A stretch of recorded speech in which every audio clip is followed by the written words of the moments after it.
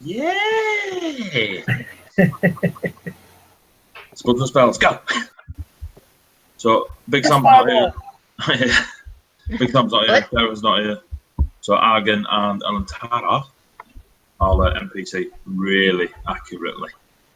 Yeah. They're going to be dooming. Right, so last we left it. Yeah.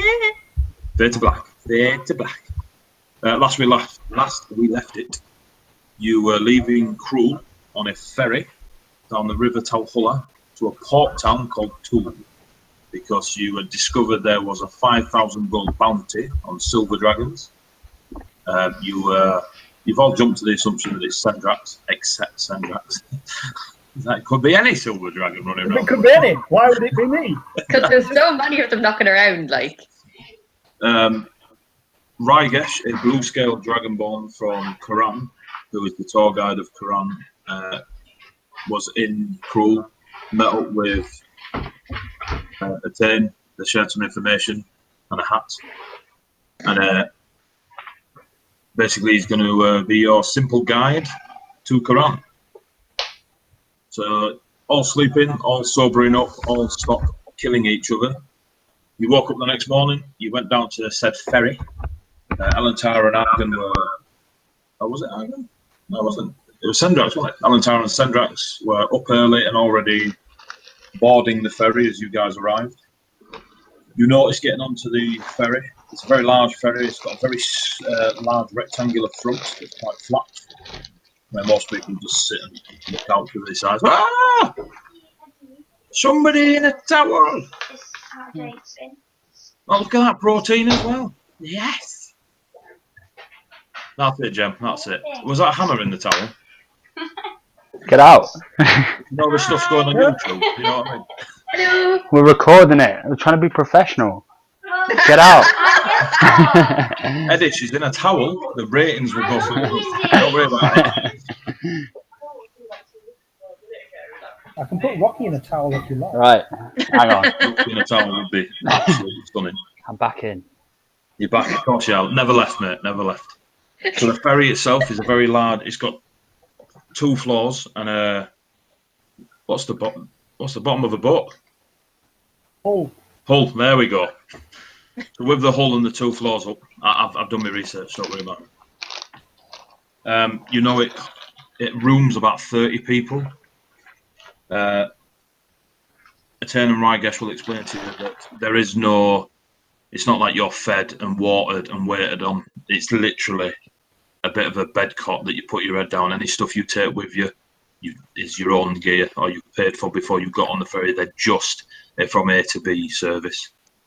So it's quite stacked. You've got 2 floors above the hull.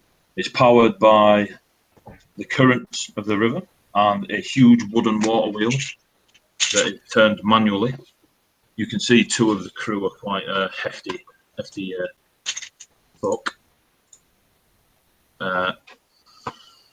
Boarding it, you saw Mr. Zaklava and a few other commoners.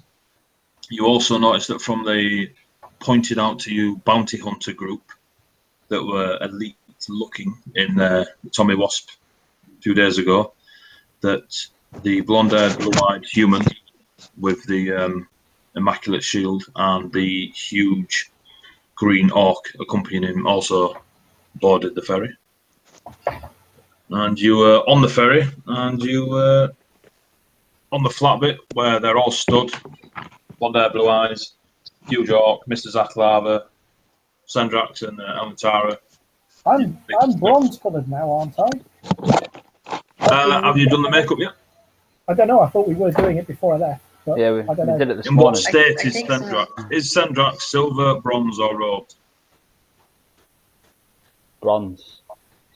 He's bronzed, yeah? Oh no, in fact, did we say we were going to just do that when he was closer? Were you not going to robe him until you got there? Yeah, we'll do it. Yeah, robed until we got there, because there's no point wasting the makeup, because we've got like 2 weeks of makeup, but we don't know how long we're going to be there. Cool. Yeah. These will be important notes. Yes. Yeah. Means we're going to need to keep an eye on those fucking mercenaries. So, Can I talk to you? you're stood on the boat. It's about 8:30 in the morning. Where the ferry port is, it's just like a thick wooden walkway off to the edge.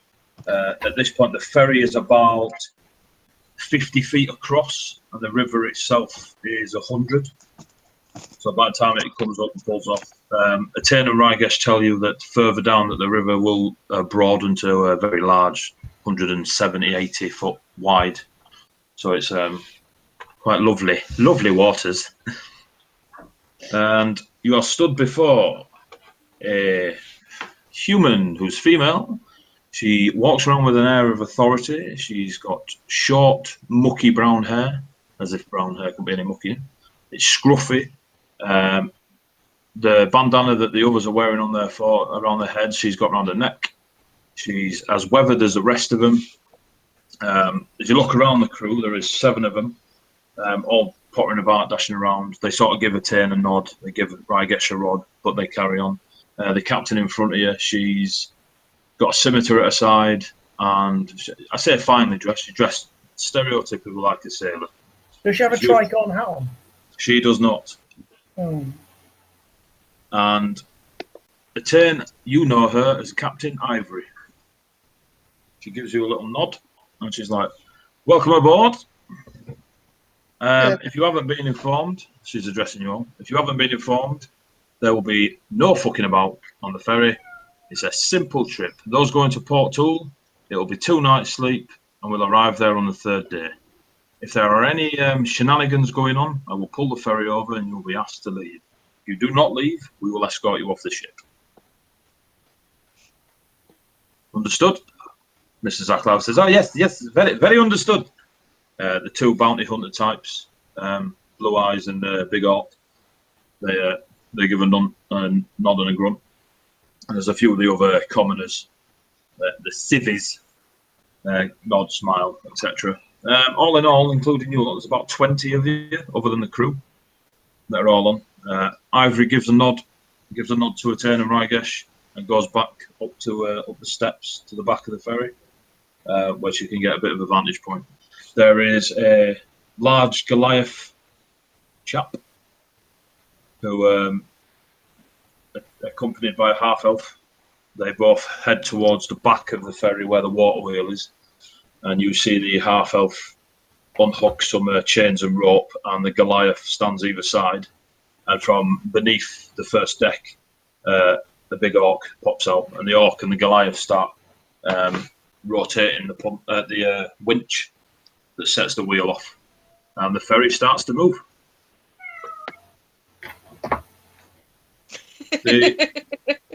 A cat leaps from the side. Oh, the cats, are they yours, Edward? Can you hear that? Yeah. And again, Loudly. That's dead quiet here. It must be just like a pitch of a cat. Like it's like the technology of microphones picking up stuff. Look, mate, what's going on in your house? You've had protein, you've had half-naked ladies, you've now got cats. What sort of shop are you running, lad? the best of shops, I don't know. The best of shops. First couple of hours pass by. Elantara spends a lot of her time sat and close to where the walls are, where it raises up. You can see she's very noticeably uncomfortable. Educated guest, being a druid of the mountains, rocking around on a boat on the waters, well outside her comfort zone. No one speaks to her. They stay out of her way because when they come near her, she gives them the glare. Argen is in his element. He's talking to the sailors, swapping a couple of puns with them. They give him the old cabin boy treatment. He's a young lad. He's playing he's got a big smile and he's playing an instrument. They're definitely looking at him as a cabin boy. And he's putting around. He's kind of in his own little world, ignoring you guys. The huge green orc is stood right at the front of the ferry. So you've got the rectangle shape of the ferry where the flatbed is. That's almost the front, and then a slight peak right at the front just to help it push through the water. But on that slight peak, you probably stand about 2-3 people. Probably not Nalla. But this huge orc who is ever so slightly taller than Sendraks, but nowhere near as tall as Nalla. He's hugely thickly muscled. No armour, nothing on his upper torso, except scars and green skin. And he's very, very battle worn in the face. You can see where he's had like stabs and scratches and old wounds. One of his tusks is broken. And he stands at the front, just staring out at the water, absolutely statuesque. The blondie with the blue eyes, he's rocking around. He's stood straight, like back up, well disciplined. Sendraks, give me an intelligence check. That's it, sneaky. That's my forte. Yes.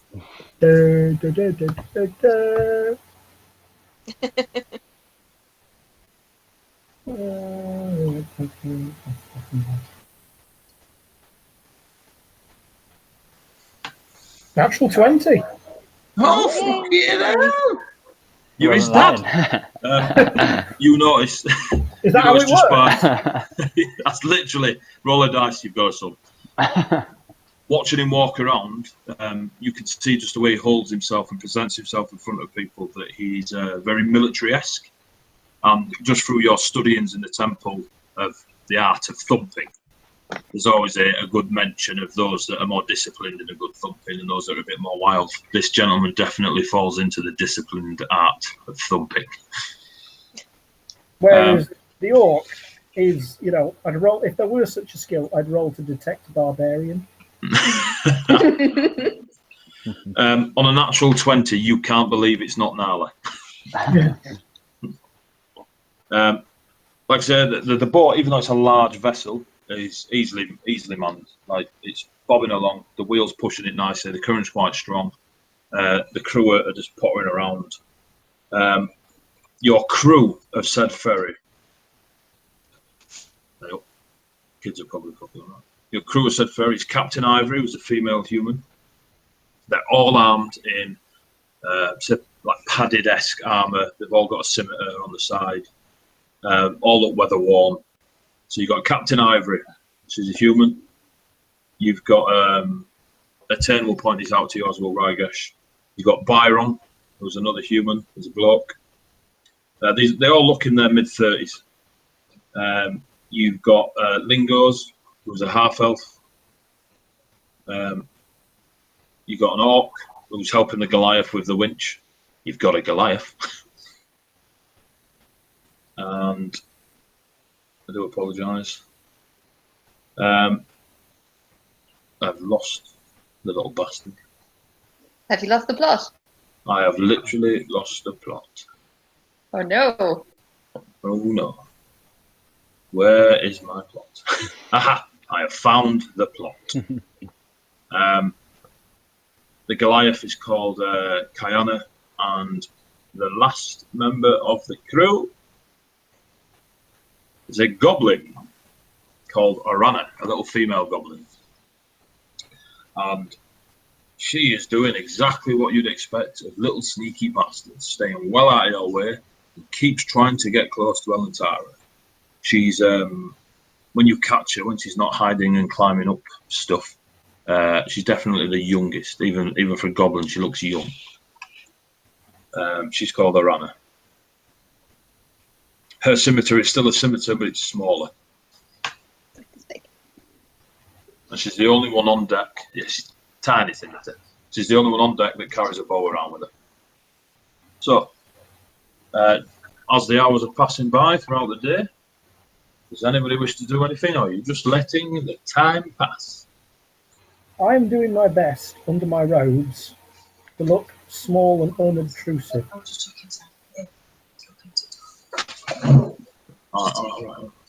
right. What are you saying, Sendraks? I'm doing my best to look small and unobtrusive under my robes. Yeah, in a 6'6" half-plate armoured, going to take you out with a halberd. Yeah. No one's really paying you much attention. I'm trying to stay close by Nalla, because if anything does give kick me off, a perception check. A perception check. Where's the D20?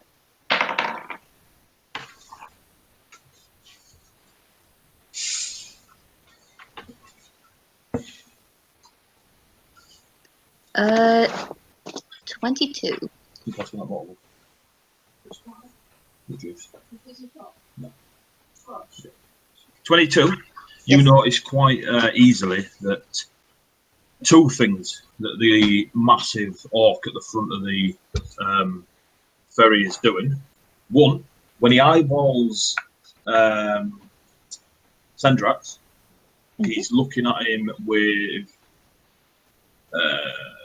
curiosity. When he's looking at Nalla, he's looking at a very different way.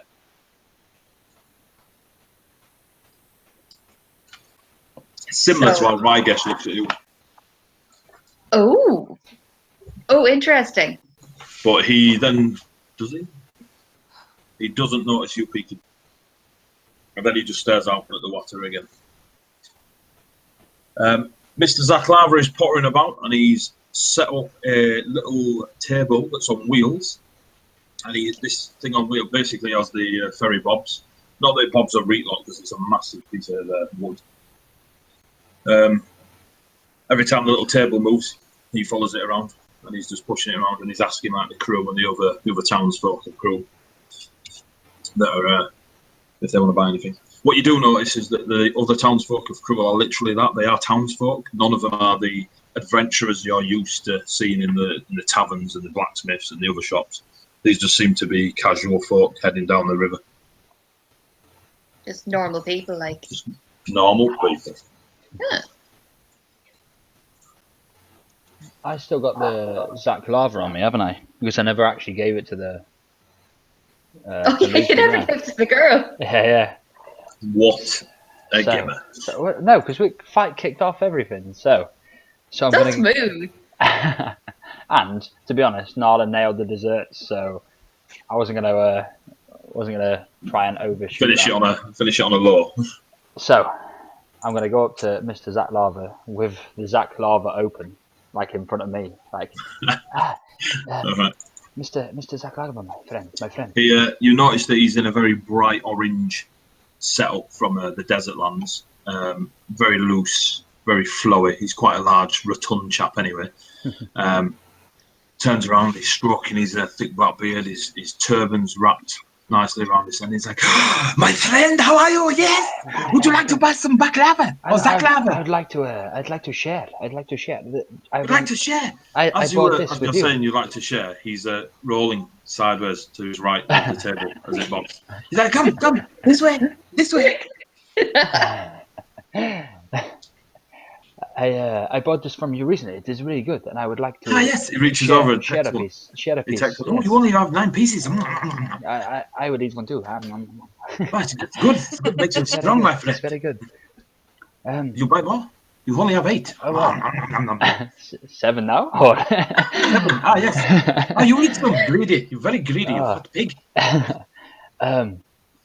You have an air of somebody from Assyria about you. Of somebody from a city about you. Are you from a city? You know a city. I am from a city. Look at these fine gabs. Best in all the land. You only have 6 zaklava. You don't even see his hand. 5, my friend. 5. Oh, yes. I like you already, my friend. Recently in crew, 2 people from the desert lands, a brother and sister, I believe, came through and were more noticeable than some others. Do you know anything about them? You were pulling me on past plot. Yes, good. Me too. Find my notes that are under here with this baklava. What is the succubus and the incubus? Yes. If we want to be. Well, I'm not saying that. I'm just reminding the GM. Well, be quiet, or otherwise I will take the robe off you. I'm nowhere near Mr. Zaklava. I have magic. Yes. I remember them well, my friend. The twins, yes? Yes. Talisi and... not Talisi for copyright laws. Talisa and Kenrai. Talisa and Kenrai. Yes. Yeah, that is it. You should stay away from them, my friend. They are demons. I know that now.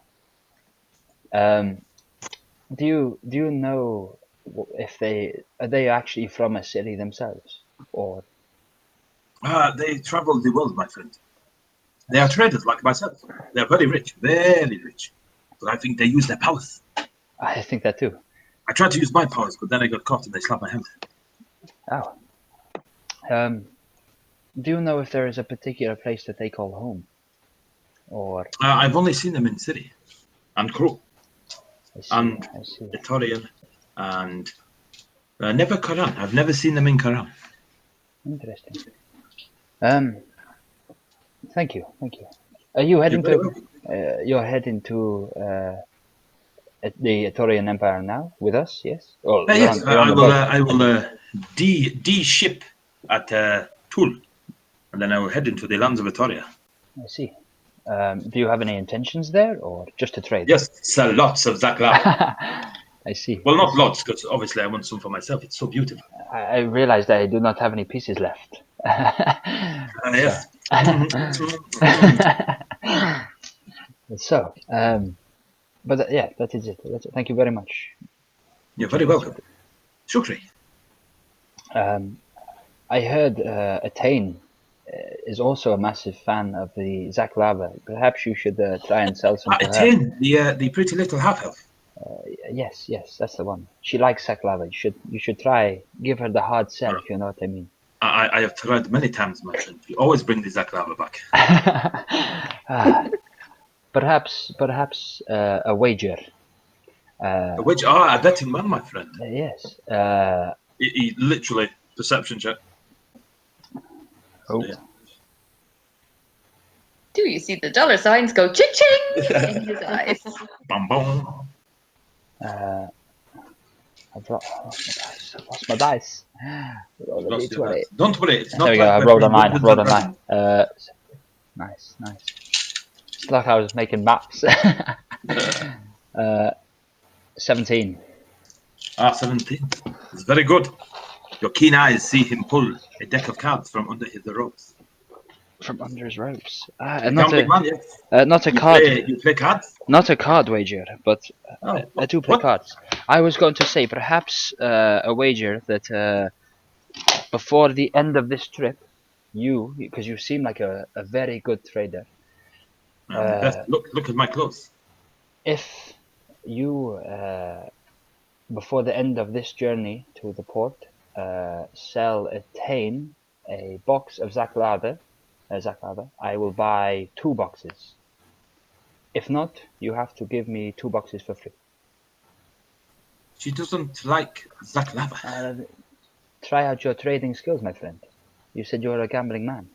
For 2 years, I have been trying to give that woman Zaklava, and she bring it back. Even my good girl, Jack, you don't like her. So you're saying you are not a very good trader. No, I'm saying the bet, the forward. What would you like to bet instead? And you don't want to play cards, no? Well, what game would you like to play? Do you know? Have you heard of Caronte? I haven't. So you pick 2 cards, I pick 2 cards. You add the score together. Okay, and the highest wins? We win. We put money in until the other one doesn't think they got enough. We keep going. I feel like you are probably a richer man than me for the amount you have traded. We can bet with Zaklava if you wish. I And he literally plots a second tray on top of his already trays. Look, betting Zaklava. how Yeah, much? I give you these 5 for free. I'd like to buy another box. Was it 12 in a box? Now there is 12, but depending on the 11. How much for the 11? How much for the 11? This 11, only 10, give you 5 gold. 5 gold? I'm pretty sure that is more than I paid last time. I don't believe you paid last time. Exactly. He's got me on a technicality. I like it. I do not have enough gold. Okay. I give you trade. You are from Sarut, yes? Yes. Look at you. It would be more from Sarut if you. Excuse me. You trade me something rather than coin. Coin is no good in the desert. What can you give me for my travels in the desert? Let me have a think. Do you have salt? It's very bad for that. I do not have salt. Perhaps From the desert, you don't have salt. You are a disgrace. not only. I might have a pinch. I don't know how much salt you would like. Just a pinch. A pinch of salt. You would like If you can acquire me a pinch of salt, I'll give you a box of zaklava. I probably have some in my components pouch. Oh, do you? Do you? If you can show me a spell that takes salt as a component that you know. Perhaps. No. Okay. Well, we're surrounded by water. This is probably salt water. It comes from the sea. What, so you're just going to give me somebody else's water? Don't push me and I'll slap you. It is not somebody else's. The water is surely for anybody. I don't want to drink. Have you ever drunken salt water? Well, I will turn it into just salt for you. Ah, tricksy. I like it. Okay, 2 boxes of zaklava. You give me a pouch of salt from the water. Okay. We have a fairly, I say, a few day journey ahead of us. 2 days, 3 days. I will make the salt over the course of that journey. It Okay. will take me some time. So, So you notice that there's a little girl tugging on his robes, and he turns on. He's like, "Yes, little girl." Says, "Can I have some zaklava, please?" "You can indeed." And he gives her two little zaklava pieces. Will we be long? I have much gold to make. Look at this, ripe for the picking. I mean, it's beautiful townsfolk. It's feeding skinny they are. we don't have to play if you do not want to. Play what? The card game. Oh, you want to play the card game? I thought that was the reason we were giving me the zaklava for the salt, so we could play against each other. Yes, I'm the best trader, of course. Of course. So pick 2 cards. He fans out the cards. On the back of all the cards is a camel eating zaklava. Nice. Does he put them out all on the table, just like randomly? And he fans them. Okay. I take 2 cards. Roll 2d6. Don't tell me your scores. You got them, yeah? Mhm. So now I take my 2 cards, and he picks out 2 cards, puts the deck down, looks at his cards. 1 zaklava, 2 zaklava, 3 zaklava, 4. Yes. I think I'm winning. You think you're winning? Oh, is this how it works? I see. I think I'm winning. Okay, I bet you 1 zaklava. How many zaklavas have I got in total? So he gave me the 5 for free, and then I had 2 boxes, right? You don't get the 2 boxes until you win. Well, what am I betting with? The 5 I just give you for free. All right, 5 zaklava. Oh, you put in 5 in straight away? Hey, yes. Oh, I see, giving me my own zaklava back. It's very, very convincing method. I like it. Well, if we'd have traded before. But... I like you. Funny face. I will push these 5 for zaklava, and this other one to make it 6, but 5 because 1 fall off the table. So 5 on 5. I like Yes. it. I will call you, my friend. I see. I got a 6. I got a 4. Literally counted it. Here you go. You have 10 zaklava. Thank you very much. And these 2 trade. Wait, my friend. I have 9 zaklava. Oh. Oh, yes. You should become zaklava trader. Perfect. All right. I do believe you have a business to attend to, but perhaps because I've enjoyed this. I will try and make you some salt for free. You do not have to give me the zaklava. Okay. It will keep me busy over the course of this journey. I'm not used to the water. Probably as yourself, you are not looking so steady on the water. Don't worry. I have wheels. I've done this trip many times. I have not, so it is unusual to me. So, goodbye and thank you. Goodbye. Bye. Come again. You. Oh, I couldn't help myself. it's not, it just, oh, oh, oh, oh. So many types of judgment on your face. It's not judgment. Because, normally you have to go to certain channels to get this kind of erotica. Yeah. Niche. So, what are you doing? What are you all doing? What's happening? I'm gonna spend the entire journey trying to make salt out of salt water. Obviously. We're on a river. The river connects to the seas. A long way away. Don't tell him, Eddy. I will not be telling him. Yeah, well, so we're gonna pull into the sea. It's all right, man. It's all right. You do you, boo-boo. You do you. What the rest are you doing? You've been bobbing along the river for about 2.5 hours. Just taking a handy, really. Trying to work out whether I should point out to Nalla that this fella seems to fancy her or not. Well, that's all good.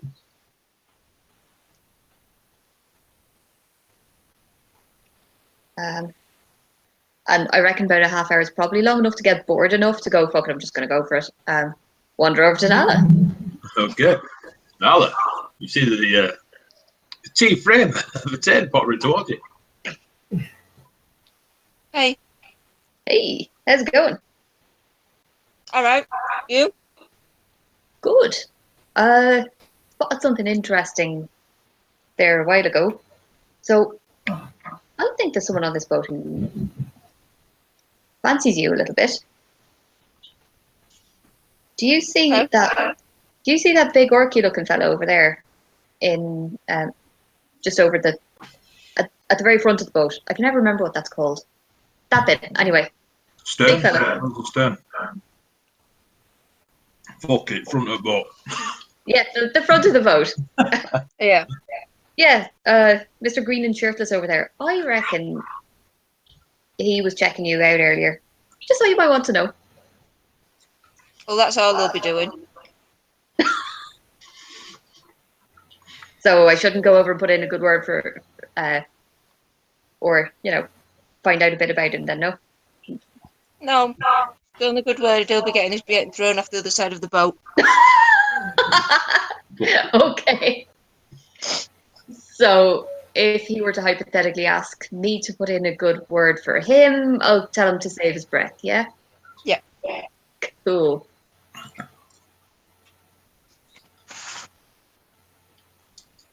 Oh. Well, I'm bored now. So, Yeah, I'm just going to putt around, find somewhere comfy to sit and have a bit of a lounge. cool. So, assuming you lot don't do anything until you jump in and say stop, DM, the day passes. Weather's quite nice. It's quite a relaxing day. Everyone's chilled out. Argen's just making his way around the ferry, playing slower songs. Just relaxing tunes. No overly jovial. The green hulking hawk at the front don't fucking budge. Stays there all day looking out. Etain, you see him again.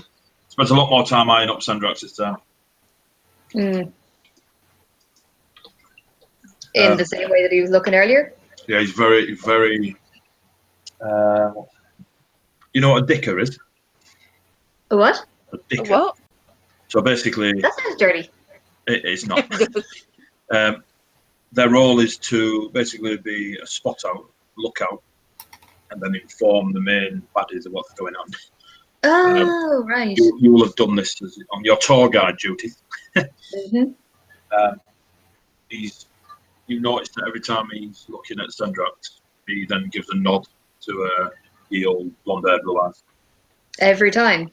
Yeah. So he's definitely on the job. Up to you, yeah. Oh, Gets to early evening. You eat whatever rations you've got. Mrs. Baklava brings free food out for everyone. It's quite sweet, mainly baklava. Gets to about 7 o'clock, 7:30 at night. This time of year, it's still pretty light. Elantara's actually retired to her room. She's just not comfortable being on this ship at all. So she's basically gone to hermit herself up in the room. Again, Argen still pottering about. The music's a bit faster now. Some of the crew have gone down, come out. They're doing less of their duties because they're at the point now where they just relax. The wheels stop. The Goliath and the Orc are no longer winding the winch. They're just letting the ferry drift. So they come down onto this big rectangle deck you lot are on. The young uns have all been settled down, and the townsfolk are just potting around listening to Argen play a song. As the night passes on, gets to about 10 o'clock, 10:30. The crew are drinking. A few of the older townsfolk are drinking. The kids are all out the way. There is about 15 of you on deck, including you lot. The Orc is still at the front. Mr. Zaklava's retired. Captain Irish, she's out the way under on wherever her room is. So it's just quite a peaceful night. Argen is playing a very, very soft tune, and he's just leaning on the rails. As the night starts to dwindle away, it gets to midnight, more and more people go off to bed. You are left on the deck with the Orc, Nalla, Malza, Sendraks, Etain, the Goliath, member of the crew. Even Argen gave you all a nod, hooked off to bed with a jug of wine. It's very peaceful, about midnight. Mm-hmm. Anybody do anything? Yeah. I mean, nothing much, but I'm going to suggest to Nalla, do you think we should keep a watch? Always. Do we have separate rooms, or what's going on with rooms? You all have separate rooms, except Rygesh and Etain, who are sharing. Rygesh is also retired.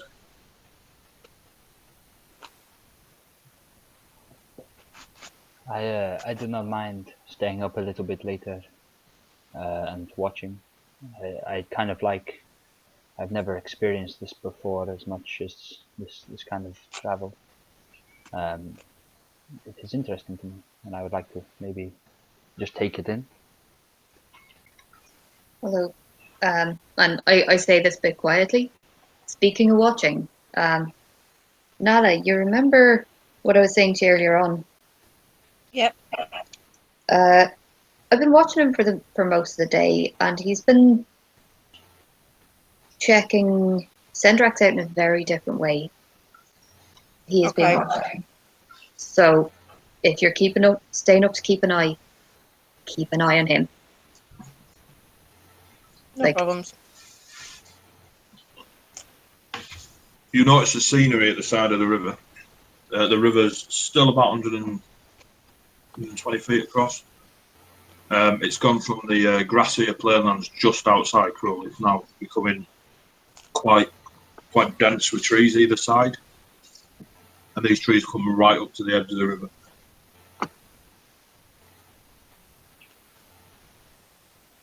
So, are people staying up? People going to bed?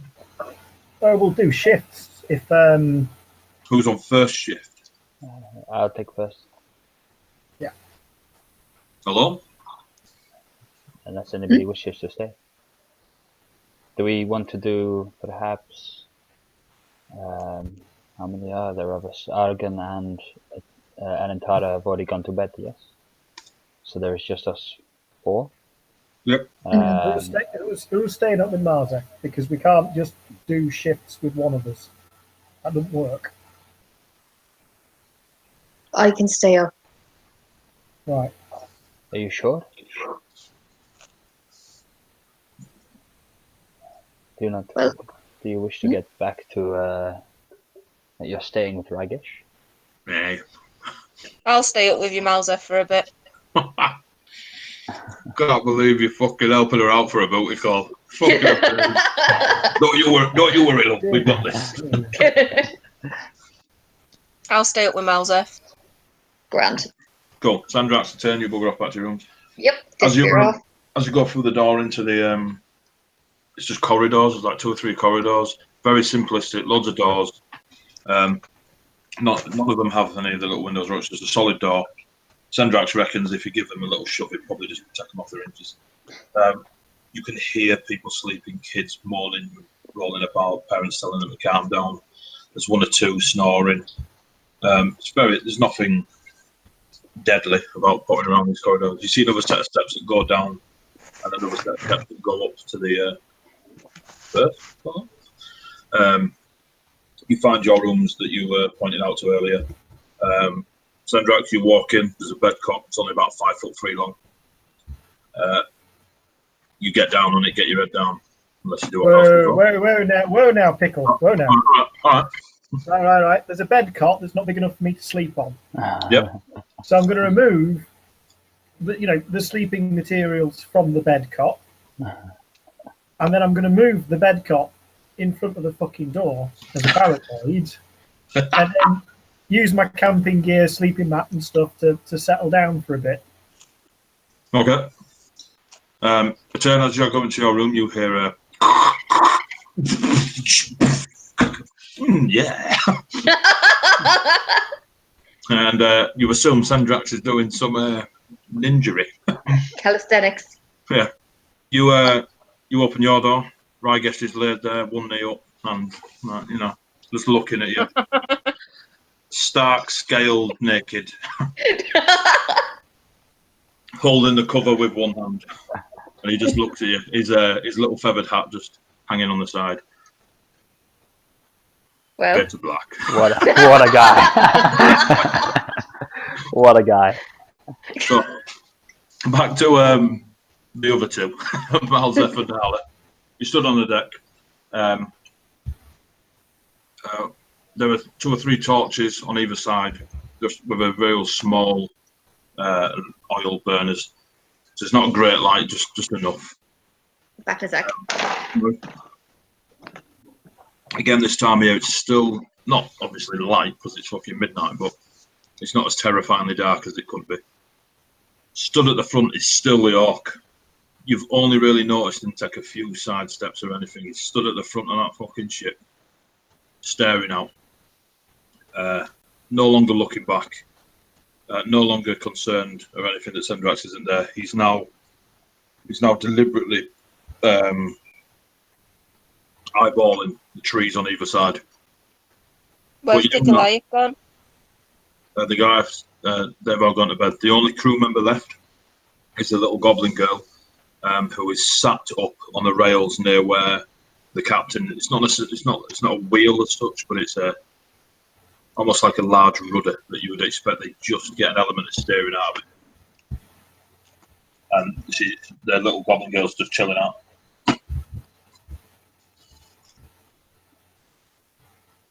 Can we go up to the orc and be like, my friend?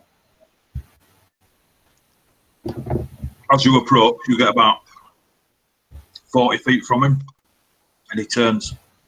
You're pretty sure you didn't make any noise, but he turns and he just looks at you, looks back, and starts eyeballing the trees. You continue forward. Is there something out there, or He looks and he goes, dark. dark? You do not like the dark, or Danger. would you like me to try?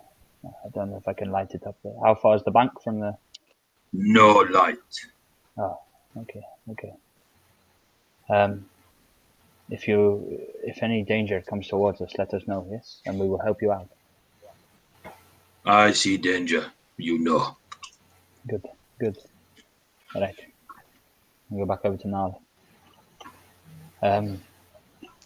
Maybe you should speak to him, Nalla. He seems quite an aggressive person, and I'm probably not the kind of person to speak to him. You really want an aggressive person speaking to another aggressive person? Yeah, That won't end well. well, I think it would end perfectly. But did not Etain say that he had a bit of a shine for you?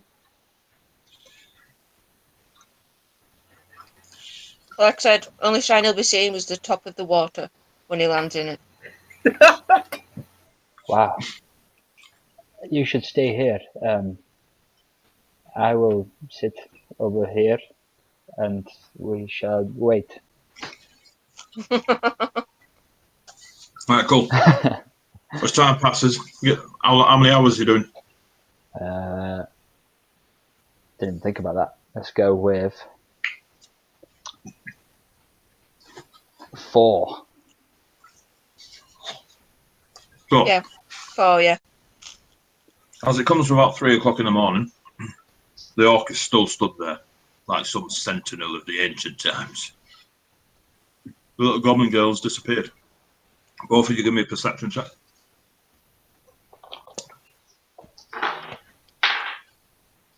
13.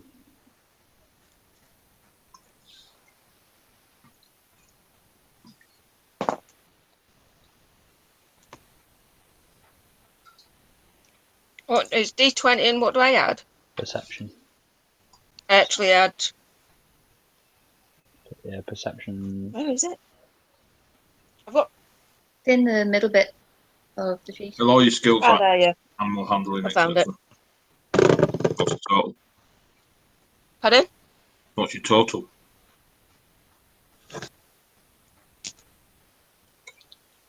20. Cool. It was worth the wait. So what you do realise is the little goblin girl hasn't actually gone. She's tucked away near where Elantara was sat before, and she's kind of tucked near some ropes and a couple of barrels. You see it as well, but you just see out the corner of your eye, Malzef. Nalla, you straight eyeball, you make eye contact. Does she look like she's like sleeping there, or does she look like she's actually trying to hide? Column A, column B. Okay.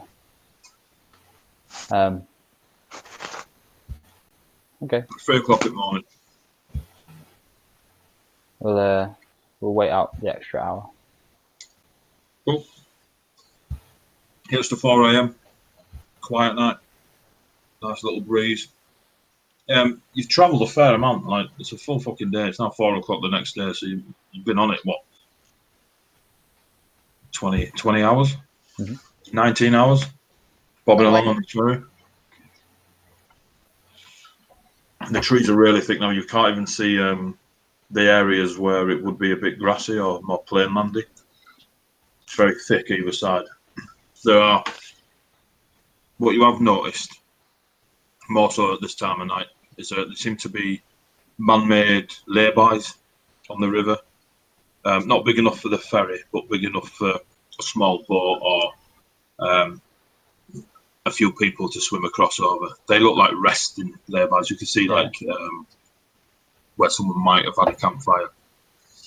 Nothing major. Cool. 4 a.m. Shift over. Wander back down. I'll tell maybe Nalla to wait. I'll be like, Nalla, I'll get the other two. Come back and we'll swap, yes? You want me to wait here till they turn up? Yeah, so we're not both leaving the deck. Yeah. Yeah. I'll go get them. No problems. So you go and get the other two? Yeah. Sendraks. You? Do you knock or do you open the door, Malzef? I kind of... I'll go knock, like, not too loud to wake other people up. Just try and knock softly, and if that doesn't wake them up, then I'll just go in. Perception check. Giles, Sendraks. Yay! This can only go well, can't it? Just a little quiet knock. Knock jet. I'm going to wake the ship up. What the shit?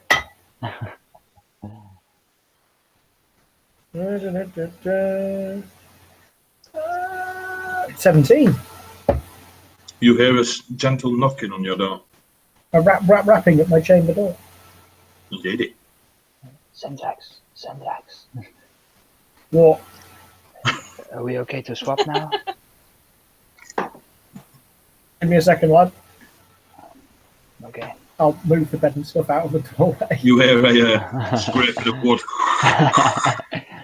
Sendraks, are you? Oh, yeah. Door open.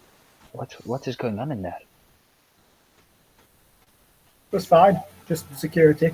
Okay. All right. I think Etain is with Ragesh. I'm pretty sure Etain is with Ragesh. How do we wake her up? Go and knock on. No, because last time I tried to wake her up, it didn't go so well for me. Oh, all right. Which cabin is she in? This one over here. Okay, Let's go. go over.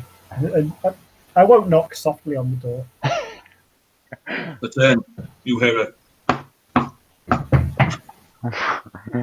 So Bayak, hello. some I thought a Bayakelo was kicking the door in. Hey, watch time. Oh. All right, give me a minute. It's 4 o'clock in the morning. When you go up there, Nalla is already up there. The orc is at the front of the ship or the ferry, and there is also the little goblin girl hidden amongst the ropes to the side of the ship.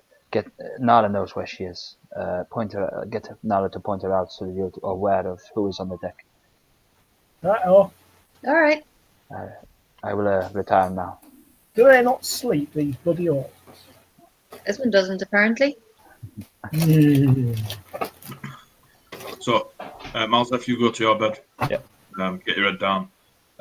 Sendraks, you're there. Yes. Etain, Ragesh just rolls over, pulls the blanket over him. He's I'll do next. All right. Thank you, Captain. Helpful. It's morning one when everyone else is awake. So, Sendraks and Etain, you make your way to the deck. You walk out there. You see the orc stood at the front. You see Nalla stood off to the side. You approach Nalla. Sendraks and Etain are there. Hey, All quiet. yeah. The orc at the front keeps eyeballing the sides, like where the grass and whatnot were, but apart from that, there's a little girl goblin thing hiding in the ropes down there. As she points it out to you, you both immediately see this little bundle that's kind of wrapped itself up near the ropes, and it's got like a little blanket over it. Ooh. Right, I'm off to bed, unless there's anything else you need. No. Go God, get Grand, you sleep well. Night. No. Hello if you need, oh. Bye. We'll shout. Right. So, you two take the second watch. Orc boy stands there till about 6 a.m. just looking at both sides. Turns around, just sort of rolls his shoulders and just walks across the deck into the room areas. Disappears. Little goblin girl. Now you know where she is. You have a cheeky look. She sparks out his head in it. So she till 6 o'clock in the morning. Again, this time of year, sun's rising quite early on. There's a very nice light. Both of you give me a perception check.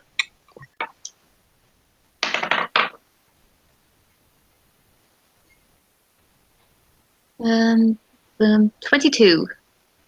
22. Giles, perception. No. 19. What, 18? 19. 19? Jesus Christ. You're on fire today, man. Yeah, I mean, it's going to be great when combat starts at 1. So, when, seeing as there's only you two on deck now, you're having a look, you're sort of just looking about the place. Etain, you see off to the right, and Sendraks, you see off to the left, very similar things. Within the tree line, you can't quite make out exactly what's there, but they're humanoid shapes, deliberately trying to stay hidden. Maybe 3 or 4 trees back from the edge of the river. Okay. About 10 on each side. And how wide is the river at this point? Is it still quite narrow? Where you are right now, you have did I say 50 foot of the boat? 50 of the boat, and then you have 40 either side. Okay.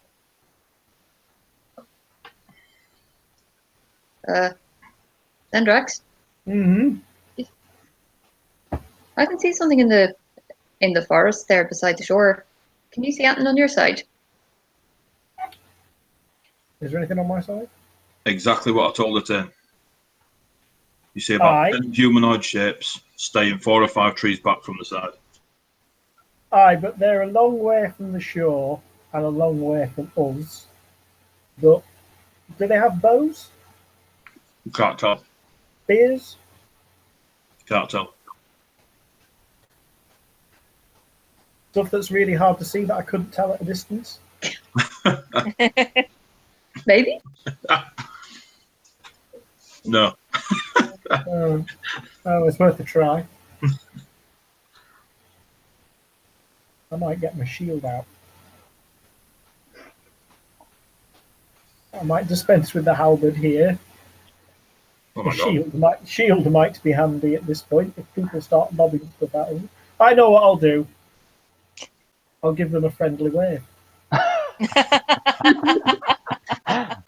Because I'm friendly, Bayek.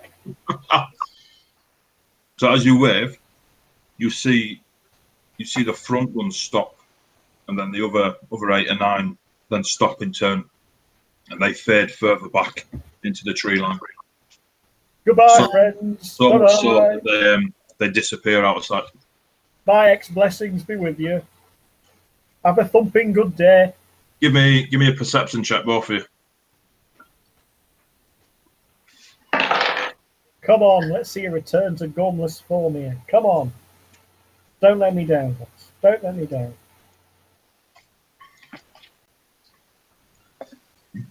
$11. Nice. That's more like it. Natural 20. Natural 20. There is a cawing of a bird really loudly from the side where Sendraks is. You know it's unnatural. Someone's definitely making that noise, not a bird. And then you notice that the humanoid shapes on your side mimic and fade further out of sight, so you can't see them. What sort of bird is that? That's not a bird. That's somebody making a bird call. It's a very good one. What sort of bird were they doing a call of? Oh, you'd have to ask Elantara that. I don't know, like a buzzard or something? Something big and murdery anyway. I don't Right. think this is good. A big murder bird. Yeah, a big murder bird. Definitely not a goose, though. That's something. No, because they go, The ship sinks. Yeah, that was a signal from the weirdos on your side of the river to the weirdos on my side of the river. to go away. Did It they might not have like me been. waving at them? Yeah, that might be it. Or they're playing sketch and realise that we spotted them. Well, yeah, they'll have clocked that from me waving at them going, oh. Yeah. But, like, you know, it's not that subtle to go, oh, sketch, lads. So clearly they thought that making a bird call would be more subtle, despite the fact that it's the middle of the second night and, well, it's very early morning and birds don't make that kind of noise right about now. I'm rambling. This is making me nervous. Okay. Well, we should probably let the other two have a bit more kip. Argen's probably drunk somewhere. I imagine so. He brought some of that pink stuff with him on board, so I imagine he's absolutely flutered. They've probably renamed him Roger at this point, given they were treating him like a cabin boy. You reckon? Yeah. Yeah. Yeah. Yeah, no. Yeah. So you're And just remaining on watch? Yeah. yeah, Cool. and Stalwart to the Renee, last. Hang on. huh? I'm stalwart to the last is what I am. Fucking not catch me skipping a watch. So, as you wait throughout the rest of the night, it gets to about 8 a.m. Sun's high, bright as shit. At about 7:30, the crew started reappearing. The Goliath and Orc make their way back up to the winch and start pumping it again. And the wheel starts going. You get a bit of oomph behind the ferry now as it's pottering along. You're now at a point on the river where there seems to be no man-made or unnatural areas. It's just all dense greenery either side of you. It's a lot warmer, so like the humidity's higher. You can feel that the climate has changed somewhat, leaving cruel. The sky's a bit clearer, the sun's a bit more raw. The Orc returns at almost 8 o'clock on the dot. So the big hulking Hawk makes his way. There's, the young uns are up. There's a few more of the civvies out, and he just, as he walks, they all just part. The kids, he just grunts at them as he comes past, and he just goes and stands at the front again. About 20 seconds later, blonde-haired, blue eyes walks out, shield on his back, pottering around. I'll go to Elantara and say, you should probably tell the Orc guy what you saw. I don't want to get too close to him. Me and You tell Etain. Elantara. Etain. Oh, you tell Etain. Yeah. I'm getting to. You know what I meant?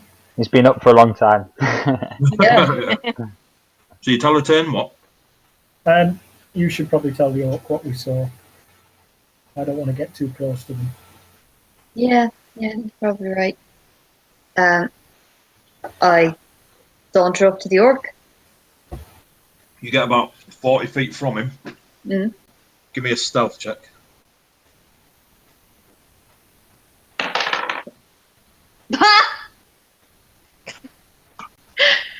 Yeah, about that. Wait, hang on a sec. 17. 17. I love it. 17. Oh, it's a terrible roll. It is a terrible roll. But if it helps, I rolled an 18. So, so you approach him. You're not deliberately trying to sneak up on him, as far as I know. But you're pretty confident that you're light of foot and quiet is what you do. You get 40 feet from him. And he turns, just looks at you, and looks back at the trees. I keep walking up. Okay, you get right next to him. You notice he's about 7 foot tall. Mm-hmm. He is absolutely dominating the front of that. But you now realise that he's a foot shorter than Nalla, but his hulkiness matches hers easily. Right. So basically, big green vending machine sort of physique. Yeah. Right. Okay. AKA the fridge. And he just looks down at you. Morning. Ugh. Thought you might be interested to know that we were being tracked you probably saw during while you were on shift, but most of the night we were being tracked by, they looked humanoid, probably about 4 or 5 layers of trees back from the woods, but they were watching our every move. Thought you might be interested. Beast, warrior. Yeah. And he's pointing out to the woods. Are there any of them visible at the moment? Nope.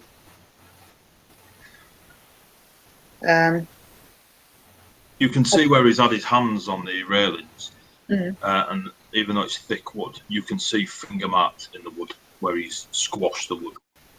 Oh dear sweet baby Bob. Okay. What? He just repeats beast, warrior, and again points out to the woods.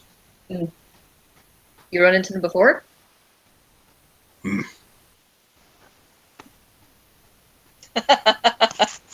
Have they attacked this boat before that you know of? Die. Yeah. Right, so, well, good talking to you. Might be interested. And I saunter off again. He turns and he carries on looking out. You see a lot of people eating their rations of food, getting the fresh stuff out of the way, with it being the first day, saving the dry stuff for later. Kids are running around. Captain Ivory comes out. She has a very bright red neck scarf. It wasn't the red one yesterday, it was a blue one. She's sauntering about. She's got a scimitar out. She's just sort of pissing about with it, twiddling it around, giving orders out. Not in a barky way. Everyone knows what they're doing, and she's only basically in charge of a ferry. But she seems very confident about herself, and the crew do as they're told immediately. The little goblin girl, you scour the deck and the higher up decking where the captain is. Can't see her anywhere. Gets to about 9:30 in the morning. Elantara has not arisen from her room, neither has Argen. You notice that the blonde-haired, blue-eyed military type folk is now stood with the orc at the front, and they're incredibly pally, and you can see that the orc is at least moving his mouth as though he's talking to him. And then every now and then, blonde-haired, blue eyes nods, gives a little smile, pats him on the back, and just you see him do this with his fingers to the orc, telling him to keep an eye out. And he goes back to mingling. Mr. Zaklava has not come from his room, but you overhear a little conversation between two of the kids. That gentleman from the south, the one that sells the sweeties, and the young boy who plays the songs, stayed up all night drinking some pink liquid. Nice. And they both fell asleep in Mr. Zaklava's room. Fade to black. They both woke up rather sticky. This will teach Sam Sam's to gonna love it.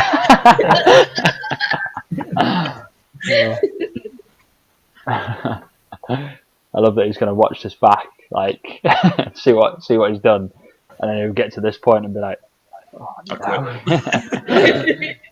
They'll be watching this on holiday, and then it'll be like, Jade, I need to go home. Get me back. get on that fucking plane. Get a proper Sam Ganji moment. No, they've took a bag shot. No, need to go home, Mr. Frodo. But we're here. We're fucking here. So yeah.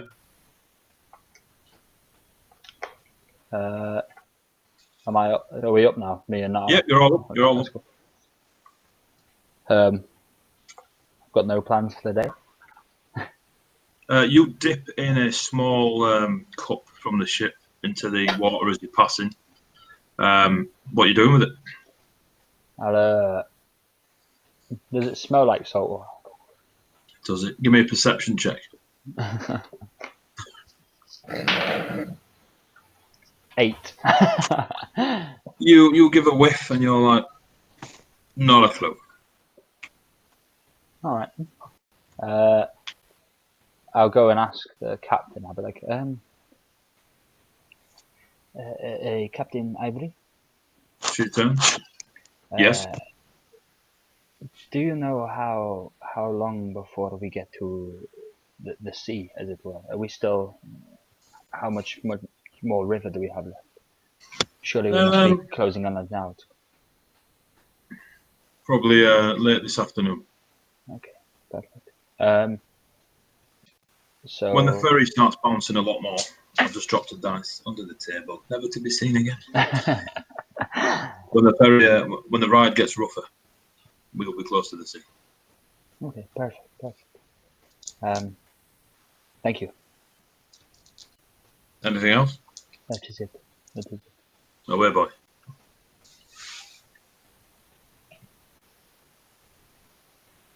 That is all until this afternoon. Cool. Anybody else doing anything? I'm going back to bed. You go back to bed. You do know you're a half elf, so you only need 4 hours, and you're like ninja awake. Oh yeah, I forgot Who about said that. she's off to sleep? No, I was out of the room. It's film everywhere. So as you're heading back to bed, you meet Rygesh in the corridor, fully dressed. He's got his hat on, playing with his feather. He is talking to a young human lass. Just generally chatting. She's laughing. He's laughing. You're not surprised. He sees you. He immediately stops talking to the human lass, and he's like, "Oh well, morning, Etain. Morning. How was the watch? Exciting? Not really. I mean, there's some people in the woods watching us. Sendraks decided to wave at them. They called sketch and wandered off. That's about it, really. Good old Sendraks. Does he wave a lot? Only when he feels like being friendly. Okay. I'm heading up on deck. Oh, okay. I was thinking of going for a nap. See you later. Bye-bye. Bye. Nods, plays with his feather. Off he pops. Cool. You see Rygesh turn up onto the deck, and he stretches, struts around. He's just generally mingling, starts playing with the kids. Anybody else doing anything? Sendraks, you're probably going to get groggily tired in an hour or two. I'll probably go for a nap as well. Yep. Go to the room, barricade the door again. The turn, you're just getting your head down, and you hear a For a boot of roguish warm. skills of a paladin. How much sleep would I need? 8 hours. I need to go back to bed then. I might as well. I'll get a little extra cheeky. There we go. So you all go for your power naps. Time passes. It gets to about 1 o'clock in the afternoon. You hear a knocking on the door. It's the young goblin girl. She's like, get up, everybody, get up. She's not urgent. She's just knocking on the door. What's going on? She looks at you. She goes, oh, hello, Etain. The captain said to make sure you're awake in case you want to do watches again tonight. All right. Okay. Get up. Yeah, she potters off. And she fucks off back out. She actually goes downstairs to the hall. It's now 2 o'clock in the afternoon by the time you lot get there. The water is a lot choppier. The way this ferry hits the waves is quite unnecessarily violent. It's not really built for gliding through choppier waters. Literally, it's a massive shed on water. But apart from the civvies that are all like putting about, wobbling everywhere, the crew seem to just go with the movement of the ferry. All of you give me a dex check. Oh, a which? Dexterity check. Not save. Dexterity. Yeah. So all you do, you add your modifier. 13. 13. Natural 20. Oh. Ninja 16. 1. 16. 17. 17. So, Sendraks and Nalla, as the ship starts hitting the choppier water, you kind of feel it hit and then thud a bit. You don't stumble so much, but you have to adjust your feet to just to make sure you don't stumble. Malzef, you stumble, but not like face first. You sort of half go down and put your hand down to keep yourself upright. Check it off. Etain just walks across the deck like she's walking on grass. You're definitely in the choppier waters. You notice the captain looking at you, Malzef, and she just gives you a knowing nod. Can I scoop some of the water up? You scoop. Into one of the vials from the one of the empty potion ones from like, do you know, I used a potion, healing potion a while Yep, back yep. into an empty healing potion. Go. Oh, vial. You now have a vial of salty-esque water. Yeah. I go over to Etain. I guess I'm just going to go because she's closest to my face, that she's closest to me on the ship, and I'm like, yeah, Etain. So I know I can make, or I can get salt from this water. I need to do this for Mr. Zaglava. It's not important. But bed or something. So I want to, yes, kind of. Okay.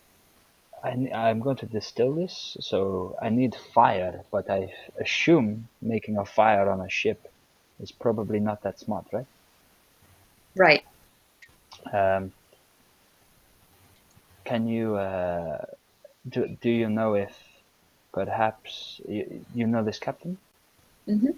Do you know if she has like a brazier or something like that that I can use to make a fire that's a bit more contained, or will she get annoyed if I make a fire? Well, the crew probably have a brazier for doing food, but wait, you just need salt, yeah? Yes. Come with me, I have an idea. And I put her back downstairs. Okay. So Malzef and Etain, you go down into the hull, yeah? Mm-hmm. So you're in the hull. Very much like upstairs, you can see the extra rows. This is where the crew sleeps. There is not a more ornate door, but there is basically a carved elephant's tusk on one of the doors. There's the captain's, and then there's a open doorway, no door in it, just like an archway type way, into where I say cargo, but basically it's a room that people throw shit in, like bags and stuff for the trip. Mm. Is there anybody about? There is. Ding, ding, ding.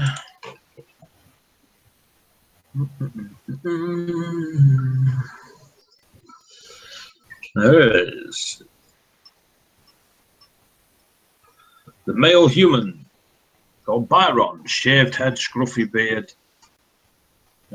Definitely been at this job a long time.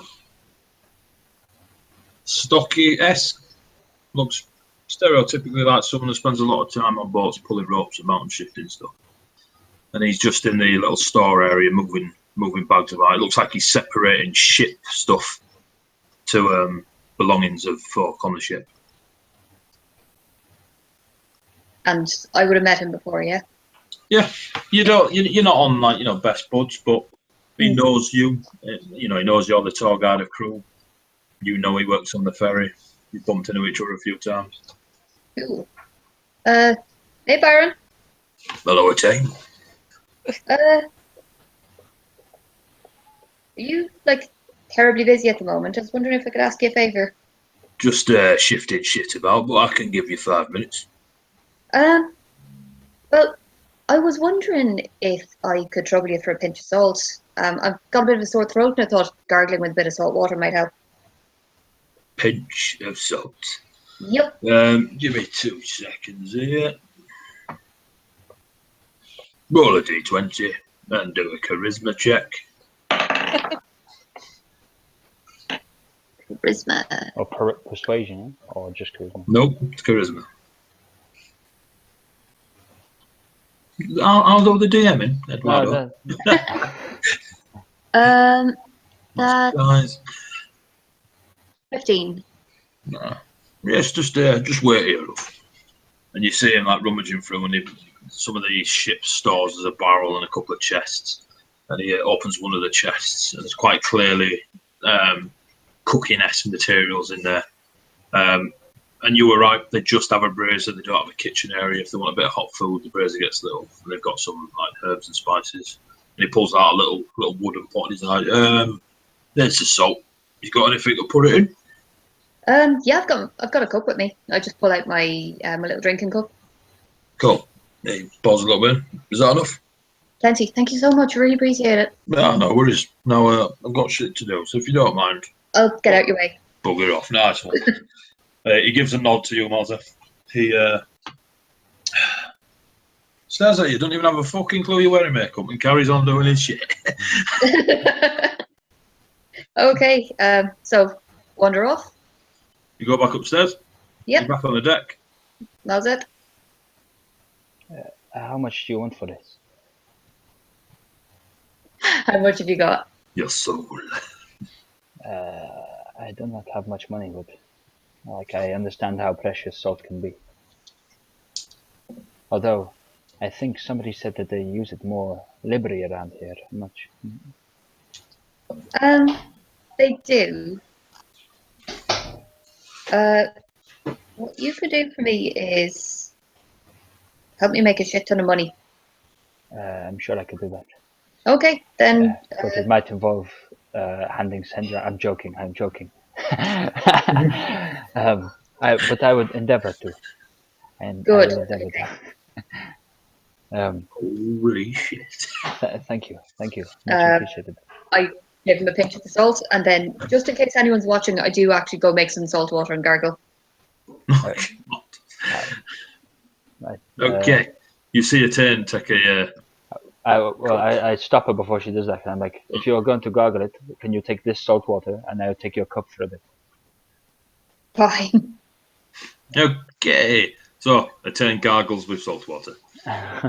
For all to see. So, more time passes.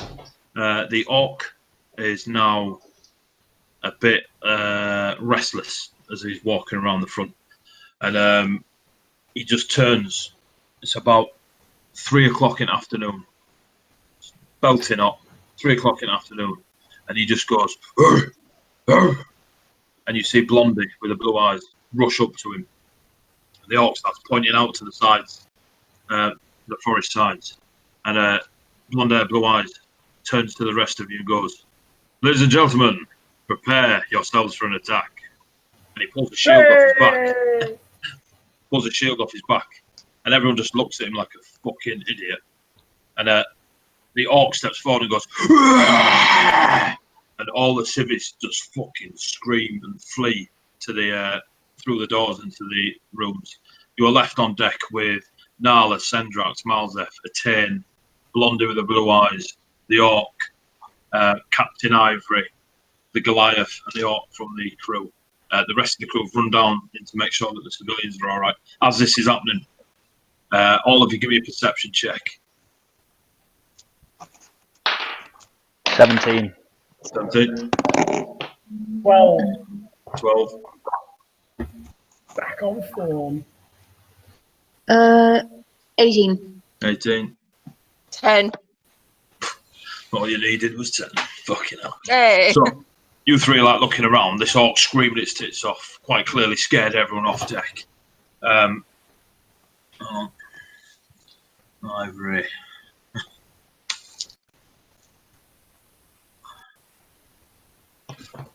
Everyone runs down off deck. The captain's there. She's like, "What is the meaning of this?" And as she says that, the Blondie Blue Eyes smiles, brings his shield, and as he brings his shield over, a hue of magic shimmers across it, and a glowing blue star appears in the middle of the shield, and then 3 tennis ball-sized orbs, essentially, come from the tree line, and they hit. And just as your quick glance, as you're following their train of sight as they hit, you can see that they're black and silver, half black, half silver. They hit the deck, shatter, all 3 of them shatter. Green smoke covers the deck. This is all almost instantly. Green smoke appears and dissipates, and you see 3 enormous crocodiles now on the deck, slashing about, tails are flapping everywhere. One angles itself towards the orc and Blondie. One angles itself towards the Goliath and orc, Nalla and Malzef, and the other one angles itself towards Sendraks and Etain. These things are huge. Initiative. Oh, fuck. Crocodile.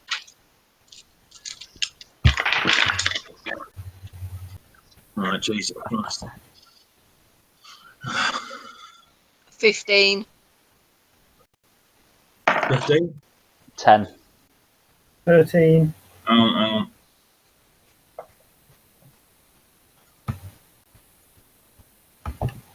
Who am I missing? Right, Malzef, what do you get? 10. Nalla, what do you get? 15. Etain, what did you get? 17. Sendraks? 13. Goliath. Rock. Ivory. Jesus. Big Orc. Yeah. Blondie. Ooh.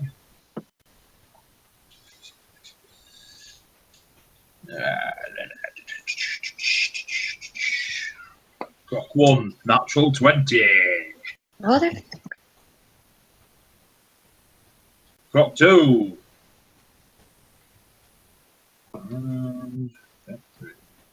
Watch. Right, so first croc snaps about and it rushes the one facing them two, and it rushes towards the huge orc and Blondie with his shield out, and it goes to snap its jaws on the orc. So it bites towards the orc.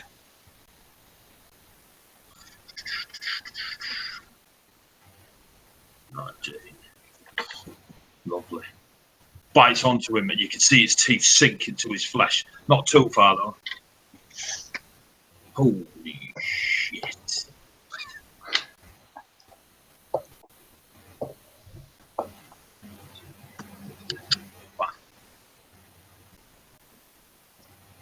And it bites into him, and blood starts pouring out where the teeth marks scratch into it. The orc is just going fucking bananas, and then it rips off its teeth, failing to grapple it. Then its tail slashes round toward Blondie. And as it slashes around to him, his shield comes up, the blue star glows, and the tail slams off the shield. You hear a ringing sound across the ship like metal on metal. Right, that's his go. Right, the huge orc then starts beating his chest. And you see what you've seen Nalla do many times. Starts frothing, his eyes go fucking wild, and he just smashes into the crocodile. You see no weapons on this fucking idiot. And he just starts smashing into it with his fists. He hits it once. Punches it heavy with his left. Heavy with his right. And then he smashes his head into it. He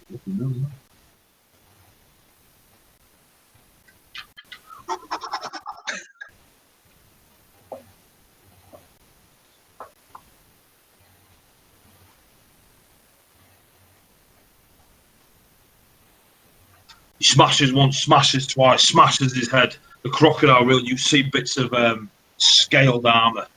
I just flake off the crocodile's budges back. Then after him, Etain, you shift as the crocodile that's aimed at you. Was it you and Sendraks that said? Yeah. Aimed at you and Sendraks, flies forward at the same time as you. It goes for Sendraks. What do you do? It tries to bite you, Sendraks, with a 19. That hits. What are you doing exactly the same time? Me? No, I said. At exactly the same time, I'm going to try and grab the nearest rope and get around its. Wow. Oh, she's not fucking crocodile, isn't it? So, As it bites into Sendraks and does 10, just 15 points of damage to you, Sendraks. Wow. Okay. Right. So it bites into you. You can feel the blood. It sort of opens its mouth again to grapple you with its jaws. But as you do that, Etain, give me a dex check first. We haven't recovered. You're fully recovered. You're fully recovered. All right, fair enough. I was just checking. For a long rest, mate, gives you all your hit points back. Okay. And you've had at Just least that, 2. really. That's a 19 on the dex. Right, so you manage to grab the rope. You're just ahead of the crocodile. So it gets to bite Sendraks, but you just beat it to using its grapple attack, basically. So now give me a attack roll. So your D20 plus your dex modifier at disadvantage because you're trying to wrap the rope around a massive crocodile's mouth as it's biting on your mate. So D20 plus your dex modifier. Cool. 12. 12? Yeah. So you nip forward, you see its teeth come off of Sendraks, and before it bites him again, you sort of bump into it, but you don't get the rope around its snout, but you do stop it from grappling Sendraks. As it's doing that, its tail whips round, and attempts to hit you with a natural 20 Etain. What? It's gonna sting. My God, This is going to sting. Right. Oh my God. I don't like that. Oh man, this is going to suck, isn't it? You take 27 points of damage. What? So as you're trying to wrap the rope around its snout, it sort of looks at you sideways and its tail whips round, thick, heavy muscle tail, smashes into you. And you are flung against Sendraks. And then you ready yourself for someone you haven't been potatoes. Right, so that's a 10 and Croc.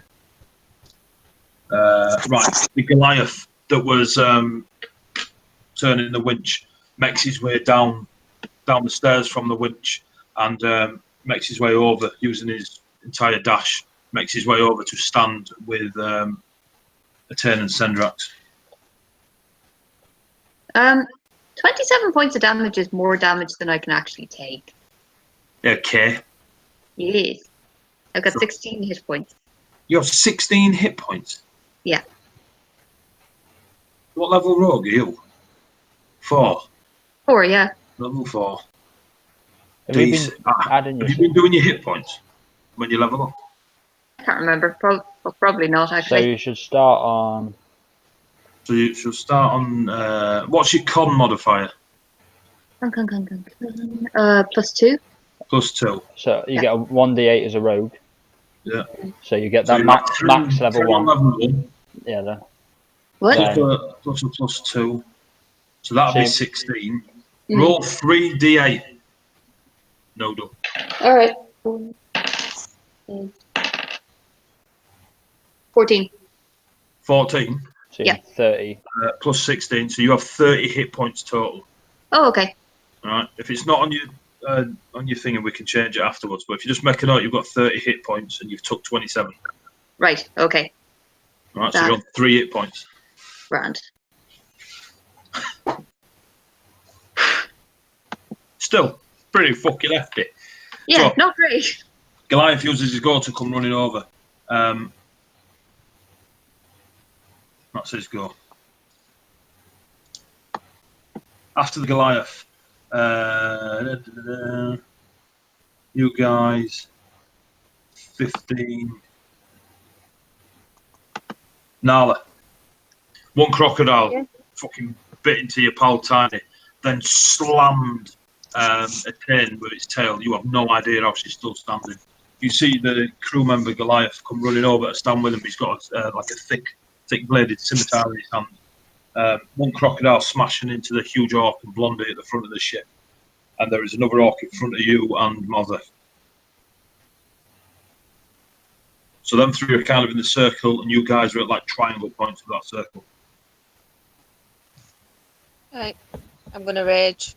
She's gonna rage. So that's a bonus action, so that makes you rage. You see Nalla roar to the fucking sky. She semi-hulks out, frothing, eyes wild, great axe swinging. Or sword, anonymously swinging. Great axe. Cool. So you're just smashing into it, yeah? Bex, at level 2, you can do a thing called Reckless. So all your attacks, you can choose if they're reckless, which means you get advantage on them. So you can roll twice and take the highest. But it means everyone attacking you that go will also get advantage attacking you, just so you know. That's all right. No problem. I got 24. 24 hits the crocodile. So you smash into it with your... Great axe. Boom, great axe comes slamming down on the croc.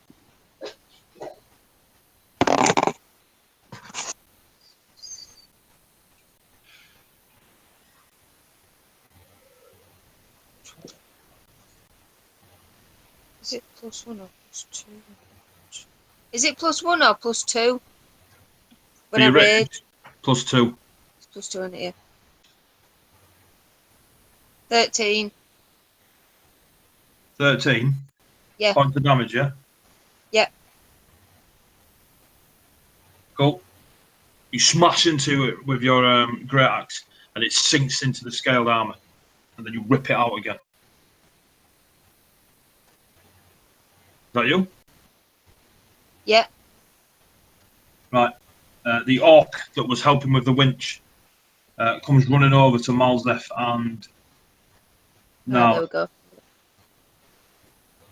and he uses all his go to get there. So that's Nalla, blah blah. Sendraks, Crocodile's just bit you. Yeah, I know.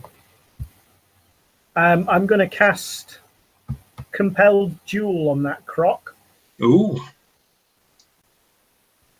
Go on then. What does it do? So it has to make a Wisdom save. Fucking hell. Difficulty 13. I rolled a 14. Oh, fuck my life. Does that take an action? It's a bonus action. Bonus action, so you still have your action, so you can still hit it. Yeah, so I'm going to hit it. Go. Hit it with my halberd. Fuckery. That spell has not yet worked once. Potentially really useful. Because, it would stop the croc from hitting other people. Don't make me crack out my violin, lad. Sorry, right, I'm hitting it. Can I do any other bonus actions before I hit it? No. Can I? No, you only get the one bonus action, mate, and used it for the duel. 18. Smash. Yay! Halberd comes fucking slamming into this croc.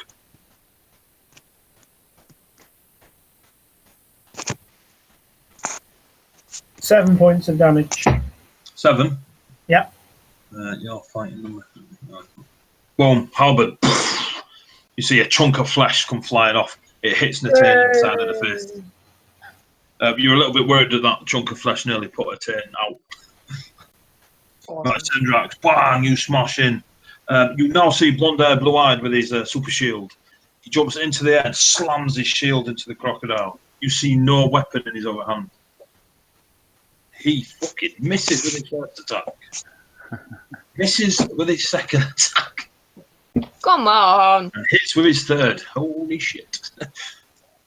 So he slams into the shield, slams the shield again, and then as he comes up, he turns it, and you see a shimmer across the edge of it, and he slashes it across the crocodile.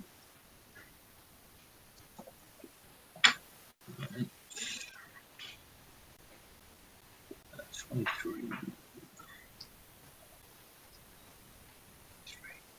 I think. Boom. Right. Slams into it with his shield. Then after Blondie, it is Sendraks. It is Malzeth. And there's one in front of me, yeah? There is one directly in front of you. You have one of the orc of the crew and Nalla. Nalla's just smashed it with a great axe. The orc came running down from the top with you. I go to hit it with my new staff. 17. Yep. It takes 2 beats. Use one of my charges off the staff as I hit it. Okay. And I can't remember what a D10 looks like. D10 out. Nice. I'm not sorry.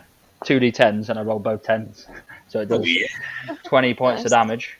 20 points of necrotic damage. And it has to make a Constitution save of 15. Natural 20. Cool. I'll take the damage though. So you slam the spear, the staff into it, and you see the green purplish mist grab hold of where you put the wound and suck from it life. And you see a blackened, decaying flesh spread across where you hit it. That was a hefty hit, but it's looking fit. So Mal's there. The same croc that just fucking got so much necrotic energy flowing through it looks at you. 20. That obviously hits. Fuck. Like a one-hit wonder, ain't I? 12. 17 points of damage. Its teeth crunch into you. Still good. Still good. Give me a athletics check. Shit. Or acrobatics, whichever's your highest, mate. Acrobatics. My athletics -1. Oh, and I rolled a 4. So 6. As it bites into you for a split second, its teeth come back again and grab hold of you. You're now grappled in its jaws. Shit. Its tail comes sweeping round to the orc that's near you. 22. 3. 8.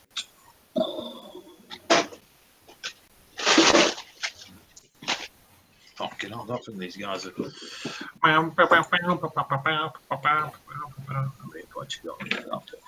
Right, nice one. Let's just go. Right, Captain Ivory comes flying in with a scimitar. Woohoo! And she's near Blondie and the Hawk. That crocodile that they're hitting. He smashes into. Well, I said smashes. He slaps into it. And it just pings off its armour. Top of the round. The crocodile that's engaged in combat with Blondie, the orc, and now the captain. Tries to bite hold of the orc again. Then 18. Ooh, fucking dirty. His teeth crunch into the orc.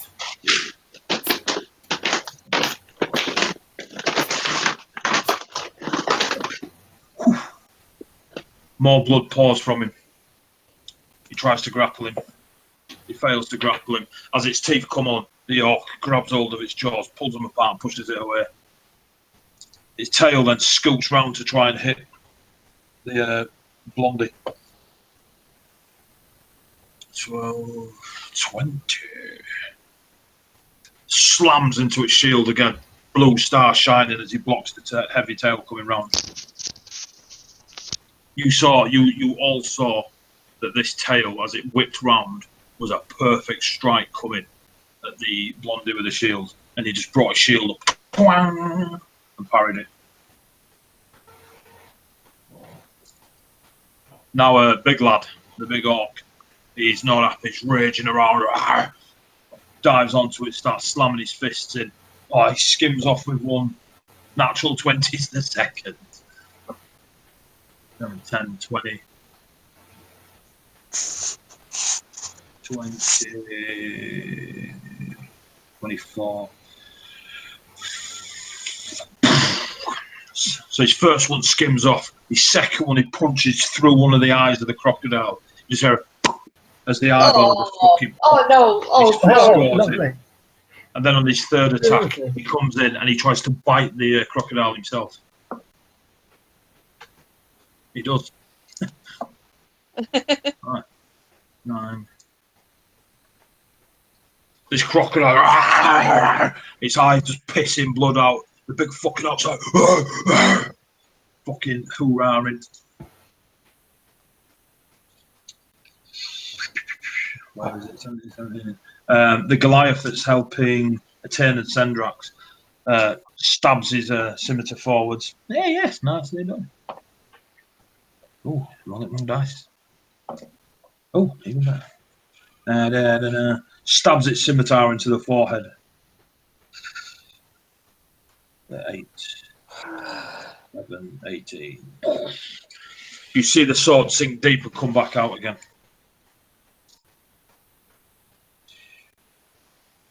Oh, right. The crocodile that's fighting Etain and Sendraks. Etain, you go at the same time as it. It tries to bite the big dragonborn.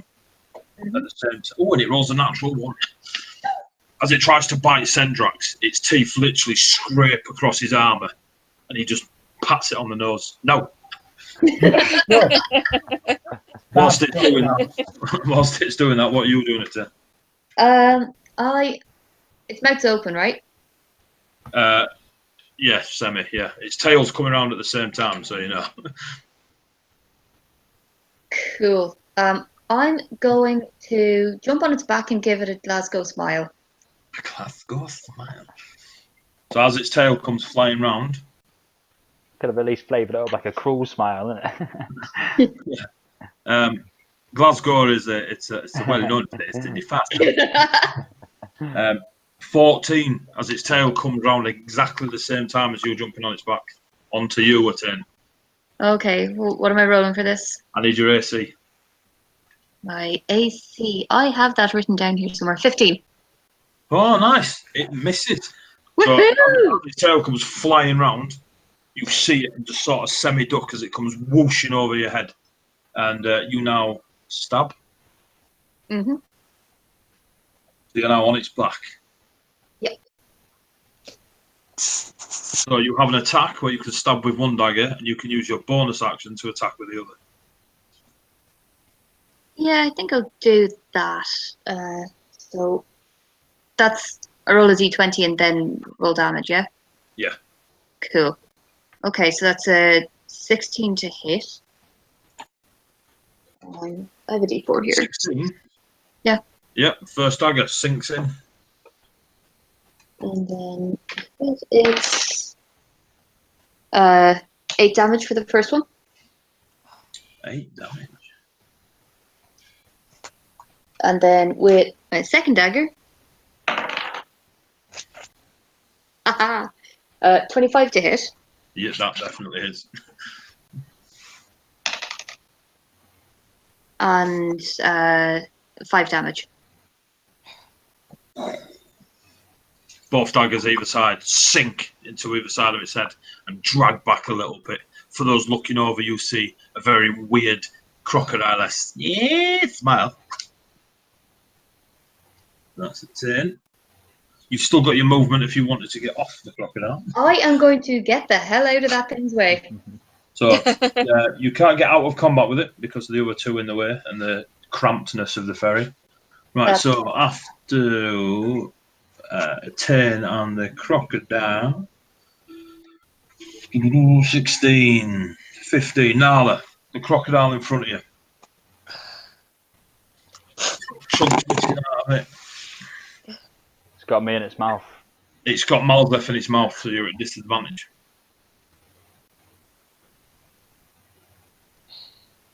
So, does that mean I've got to roll twice and take the lowest? Yep. Unless you go reckless. Or help me out. She can't pull you out. Without ripping your arms off. Could like hold a mouth 21. open. 21 with the lowest. That's amazing. Yeah. You smash him with your great axe. Damage. How close is his tail? It's 20 feet from you. So like its mouth's in front of you, and like it's going between you and Malzef. So its tail's like round the back.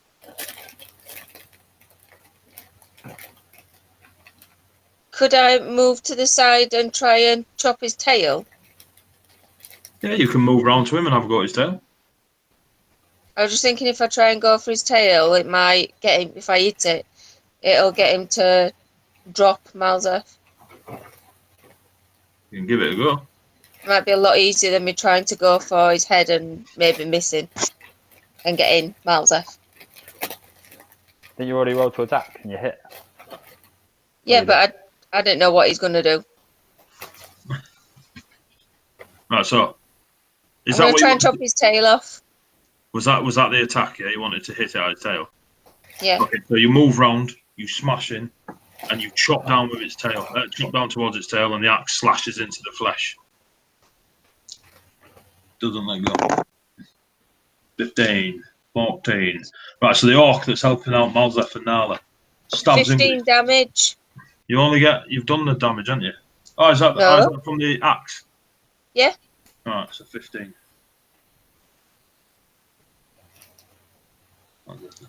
15. 48. Oof. Oosh. There's Nalla's got. So the orc's helping you out, and he stabs into it. 16 hits.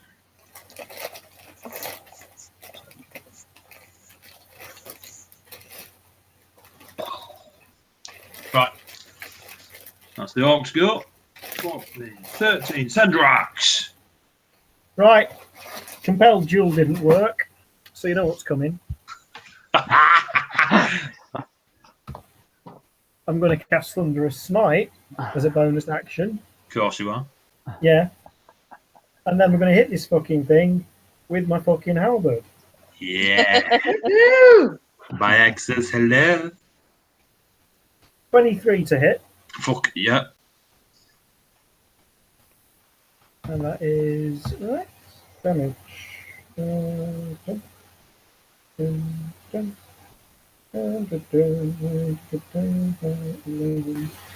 16 damage and a massive thunderclap. 16 damage. Yeah. Fucking hell. Boom. Halberd comes slamming into the side of the crocodile. As it hits it, a gash opens up on its ribs, and a 300-foot boom waves across the thingy. Everyone stops. Crocodiles, people involved in the fight. Everyone just stops and goes, "What the fuck?" and then carry on fighting. The crocodile also needs to make a strength save, difficulty 10. Strength save, difficulty 13, or be pushed back 10 foot. Oh, strength. Yeah. 21. Fuck it. Fuck it, game shit. Fucking crocodiles can go Right. themselves. So as you do that, the 300-foot boom, you can see the crocodile grip the wood as the force of it tries to push it back. Blondie with his shield taps his shield with one hand and lays 3 times into the crocodile in front of him with a first and fucking just hit the bastard. Jesus Christ. 7, 11. Second attack comes in with its shield. Okay, get in. 7, 11. This crocodile's waving, like fucking cuts all over its face. Chunks missing where the fucking orcs bit into it. And he misses with his third. This crocodile looks fucked. But he misses with its third attack. 12. 11. 10. Malzeth. Croc in front of you. Of the 3, it's looking the fittest. I like mid kind of trying to struggle and I pull out some phosphorus from my component pouch, throw it up, and set fire to it in its mouth still, I guess, because I'm kind of grabbed in its mouth. Yeah, you're not breaking out? Scream. Nah. Scream. Gah! And then shoot 3 scorching rays straight into it. Ooh. The first one is a 17. Hit. Do you want me to roll all 3 and then tell you? Roll all 3, mate, yeah. Next one is a 23. Yep. And then a 15. Yep. Cool. So I do. Jesus. Didn't expect to hit with one. Oh.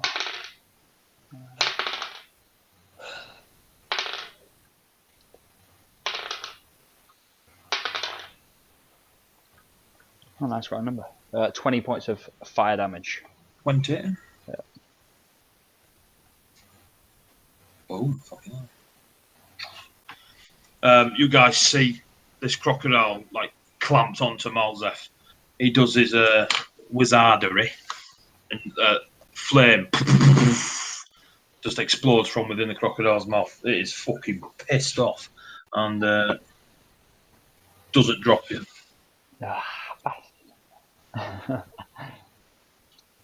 And in return, because you're in its mouth, Yeah.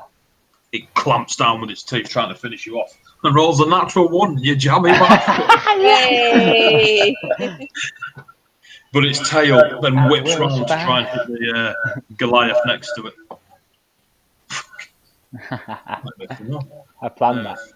15, Nalla.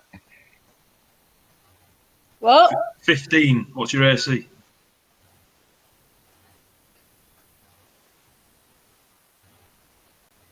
$16. So as it tries to bite down on Malzeth, but it just can't concentrate because its mouth's on fire. It swishes out its tail to try and knock you out, and as it comes into it, just hits your chest. It does nothing. 9. And then the Capitano, who's helping out Blondie and the big orc, misses. She's desperately trying to finish off the crocodile, and she slams her scimitar onto it. I say slams a lot.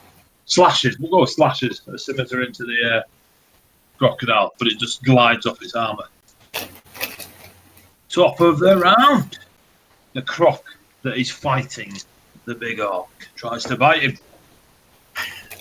Fails to bite him as he just pops it on the nose. Its tail swoops round to, oh yes, motherfucker, and smashes into Blondie with a shield.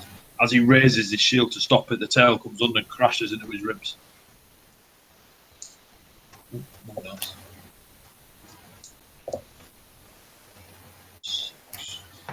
20.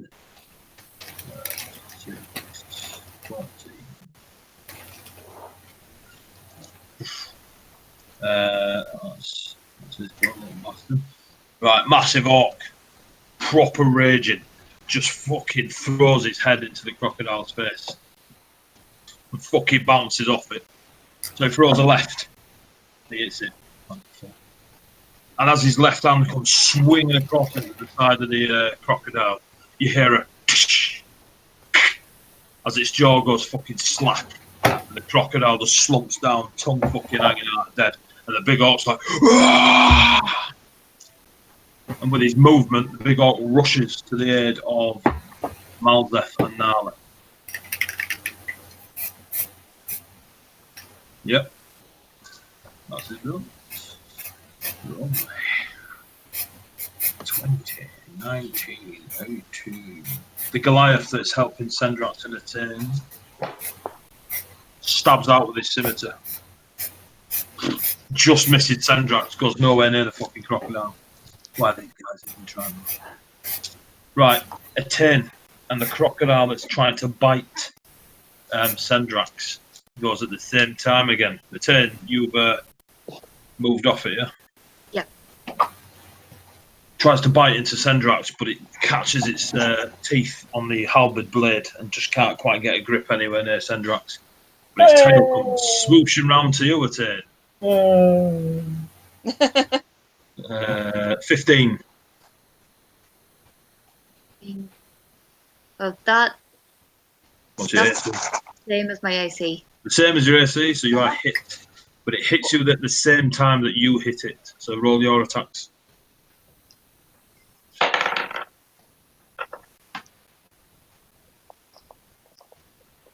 Okay, so that's a 14 to hit with the first one. That hits, just. Okay. You're not a D4. You're a D4. That's 6 to hit with my first one. 6 damage. Yeah.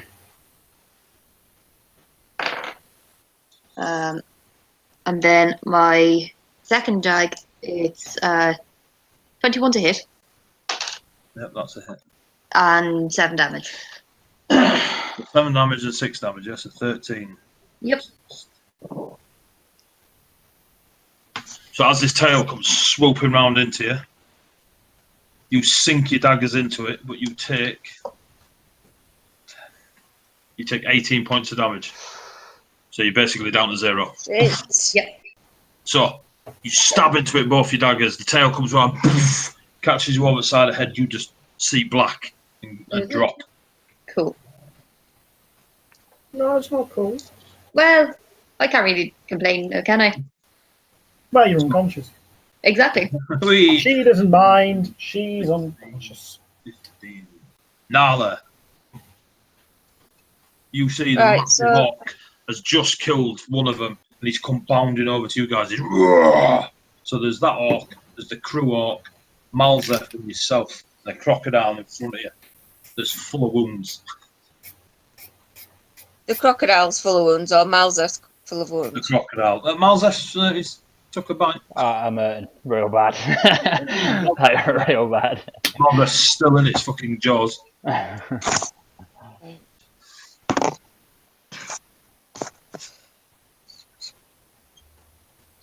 23 That hits. to hit.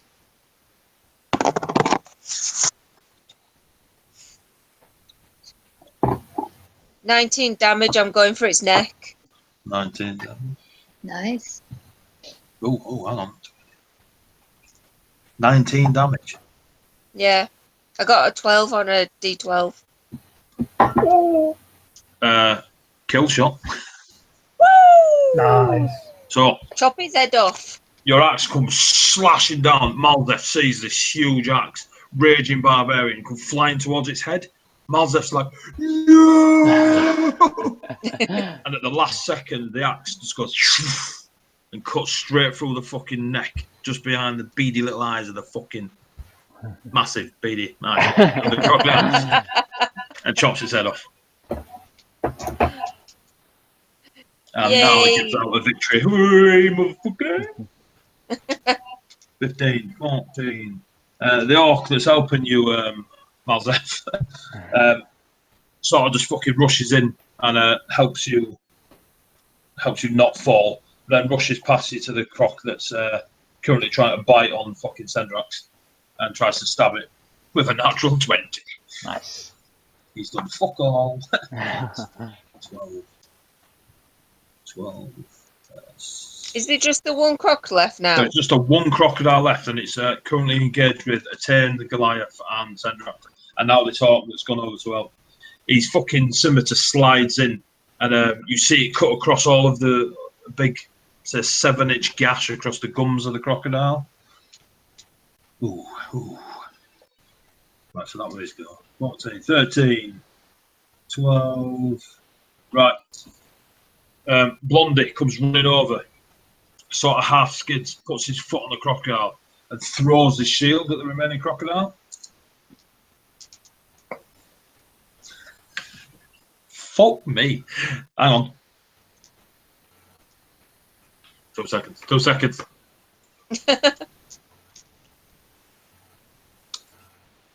Fucking yes. So he throws his shield across like the gap between him and the crocodile that's engaging you lot, and it fucking slams off its ribs and bounces onto the floor. And does.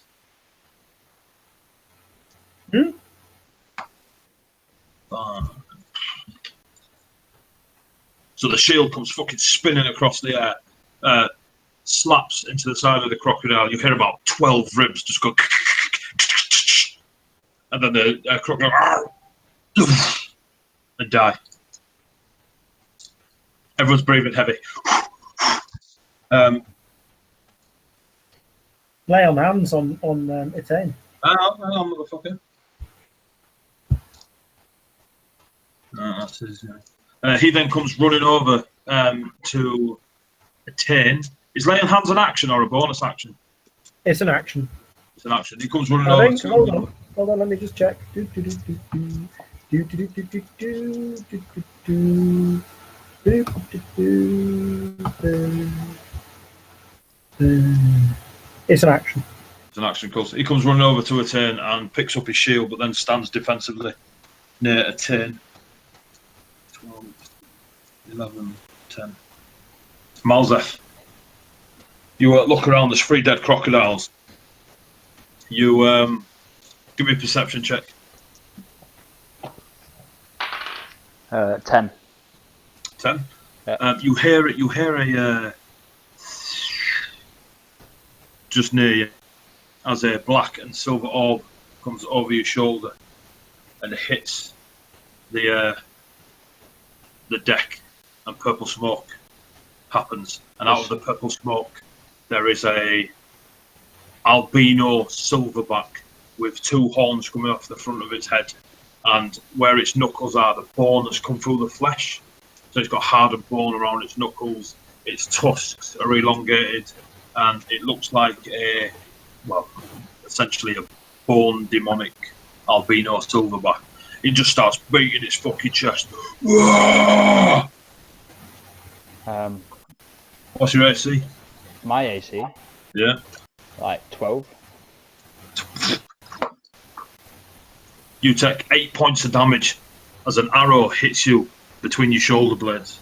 I'm out for the count. As soon as it's your go, give me a death saving throw. Oh wow, did me just before my count. I rolled an 8. You rolled an 8, that's 1 fail. Yeah. Mark that down. Yep. Cool. 10, 9, dead crocodile. Dead, 10. Ivory comes running over to Etain, and she pops the cork on a little potion bottle and fucking pours it into Etain's throat. You take 5 points of healing, Etain, as you feel a warm liquid in your mouth that you recognise as the healing drafts. And you're still prone, you're still on the floor. And you come about and you're like, oh. And you see before you a 9-foot albino silverback with 2 bone horns coming out of his forehead and massive bone shards protruding from where the knuckles normally are, just fists on the ground. Nope. That's Ivory's gone. Right, top of the round. Crocodile's dead. The huge orc. I haven't been yet.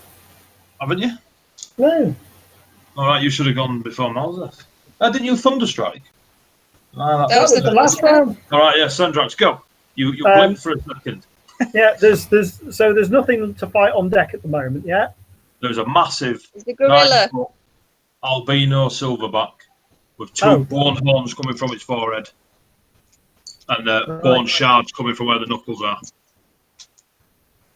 Where the fuck did that come from? Well, if you want to be asleep, missing your go.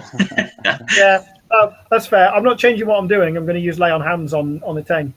Okay, cool. So you rush over, you sidestep the crocodile corpse. His hands touch you, Etain, and you feel a warm light enter your body. And 20 hit points back. boom, he's used them all. So I'm basically fine. Yeah, so you, yeah, cool. You feel a very strong healing surge come through your body. That's Sendraks. Then it would have been Malzeth. Malzeth hit the death saving for a nice one. Yeah, silverback and doom. 20.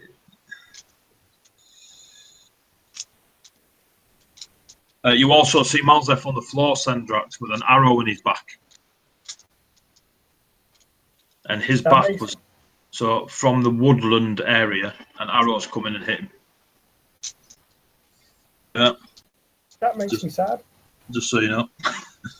Right, so now it's top of the round. And the albino silverback goes at the same time as massive orc ragey stompy face.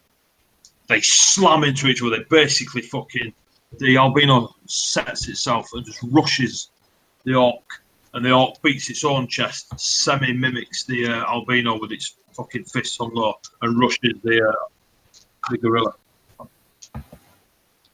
Slams into the gorilla once, twice, 3 times. Bam, bam. The gorilla slams into the orc.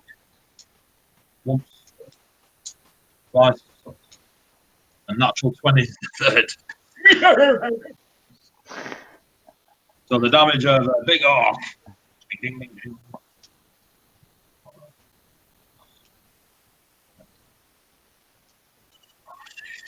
Hit my 13.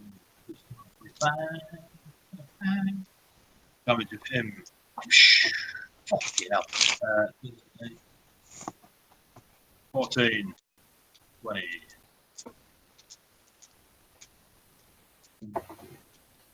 28. 34. 34. 34. 34. 44. 50. 56. 62.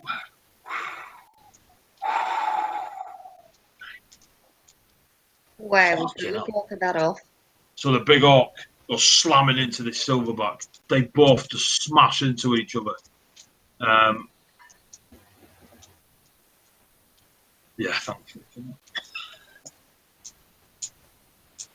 The fucking big orc is looking rather pissed off. Oh, I tell a lie! He's raging. He's fucking raging. 45. I'd be raging if I'd taken nothing out of that. Hold on, Bex, you just reminded me. So, he's been pounded and pounded and pounded, Hale. He's loving it. Right. Let's there go. Silver's gone.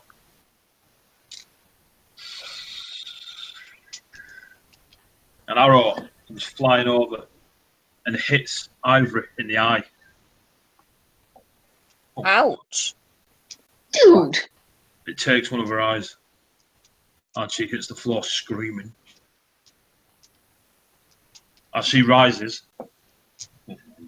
another arrow hits her in her throat. She falls to her knees, falls forward, seemingly dead. Another arrow comes over, hits you, Nalla, in the shoulder. There's a point of damage reduced to half So if you're raging. So a point of damage. No, that's not how it works, love. It is. You said you always go down, not up. Yeah, baby. So that is no damage. I'm taking a point. Minimum. A bird shits on your head and you take a point of damage. No, I'm raging. That was exactly the same time as the arrow hit, so it counted as 2 points. Half to That's 1. 1 point. You know what? I'd be raging if a bird shit on my head too. The bird would be dead. I would catch it and kill it. What, like you're on with the seagull? Yes. The orc that was stood there, the crew orc, takes an arrow in the back of his skull and hits the floor, seemingly dead. Oh dear. That's where we get to silver, 19, 18, 17. Etain, you're back up now. Massive albino silverback, smashing fuck out of massive green orc. Arrows are flying in from the woodland. Is the orc still stood up? You what, love? Is the orc still stood up? Not the big one is, the crew one's not. He's just hit the deck next to you and Mulder with an arrow in the back of his skull. So the crew orcs hit the deck, the Captain Ivory's hit the deck. Both arrows in very, very fatal areas. Malzef's on the deck with an arrow in his back. The huge orc is engaged in combat with the huge albino demonic gorilla. And blonde hair, blue eyes is stood next to you, and Sendraks is stood next to you. Okay. 3 dead massive crocodiles.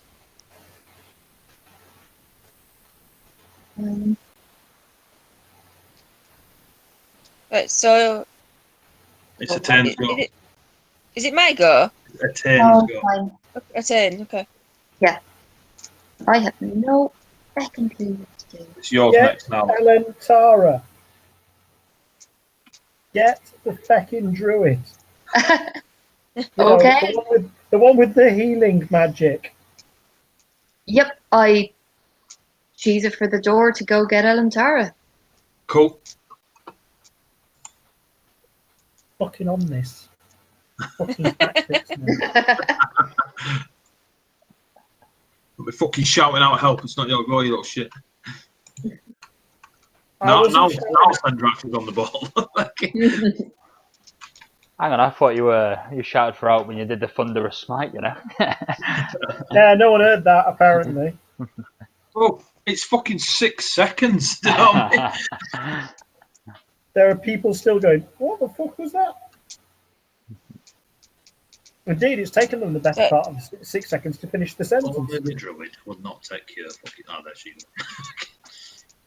Right, is it my go now then? Nope. Yeah, sorry. So, Etain, you go running in. As you run through the first doors, you can see the other crew members with their scimitars out. They now have short bows, and they're sort of guarding the door. And all the people that were that rushed off the deck are now sort of like wedged in the corridor and into the rooms to the side. They're all a little bit fucking scared. As soon as you run through the little goblin girl, there, she's like, "What's happening? What's happening? What was that loud boom?" That was magical thunderclap. I need you to help me find Elantara the druid. Quick, quick! So you go rushing through. You get to the third door down. You boot open the door. You see Mr. Zaklava and Argen unconscious on the same bed cot, only wearing socks. You ain't got time for this. You go down to the next door. That's right, Sam. That's right. You go down to the fourth door, and as you're about to open the door, Elantara opens the door. And she's like, "Oh, what's wrong?" It's all going to hell up on deck. We need your help. Okay. I'll be there. There's Miles that's got narrow in his back. The crew are. So she grabs the staff and stuff and starts to make her way with you. That's 17. Nalla, you're up. Huge orc, huge albino, smashing into each other, bare-handed. The boned knuckles smashing into the face of the orc. 26. What are you doing? Hitting it with my great axe. Right, so you'll go running over and slam into it with your great axe. 26 hits.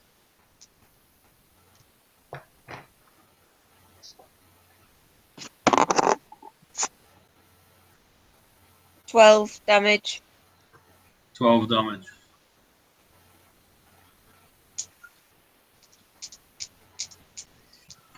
Shit, pencils gone. No. Sendraks. Right. And Nalla's just hit the big gorilla. Do, do, do, do, do, do, do, do.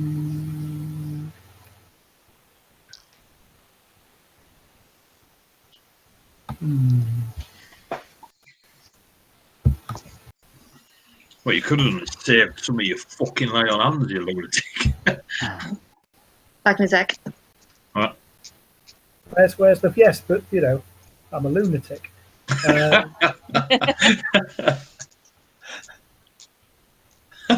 And there's a fucking druid on there. I'm gonna thunderous smite the fucker. Of course he is. Once a Bayek follower, always a Bayek follower. Let's see how we do. 24 to hit. Fucking hell, yep.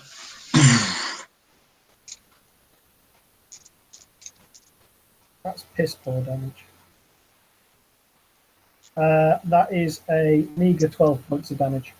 12. Yeah. Strength save? No. Does it count as a creature? Or is it sort of sentient type thing? Yeah, we'll go for creature. Okay, yeah, then it's going to make. I mean, strength save, difficulty 13, which is probably. Yeah, I rolled a 19, mate. Because it rolls a 1 or something. Yeah, Boom. fair enough. Your hobble comes slamming into its side. Again, the 300-foot roars out across the ferry and across the waters and into the trees. Leaves flapping all over the place. You can see the force. It waves over the massive gorilla, but it doesn't even shift. Sendraks 13, 12. Blondie picks up his shield, goes to aid his. Looks at Malzef, looks at the gorilla, runs over to the gorilla and slams into its side with his shield with a natural 20. Is he just hit me D20?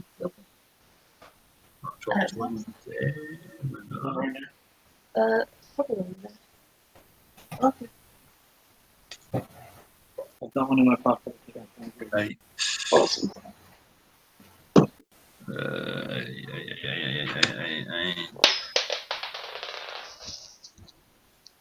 $57, 60. Second shield slam misses. Third shield slam misses. The first one slashed across it. You can now see the white blood crimson. White blood. The blood and crimson across its white fur.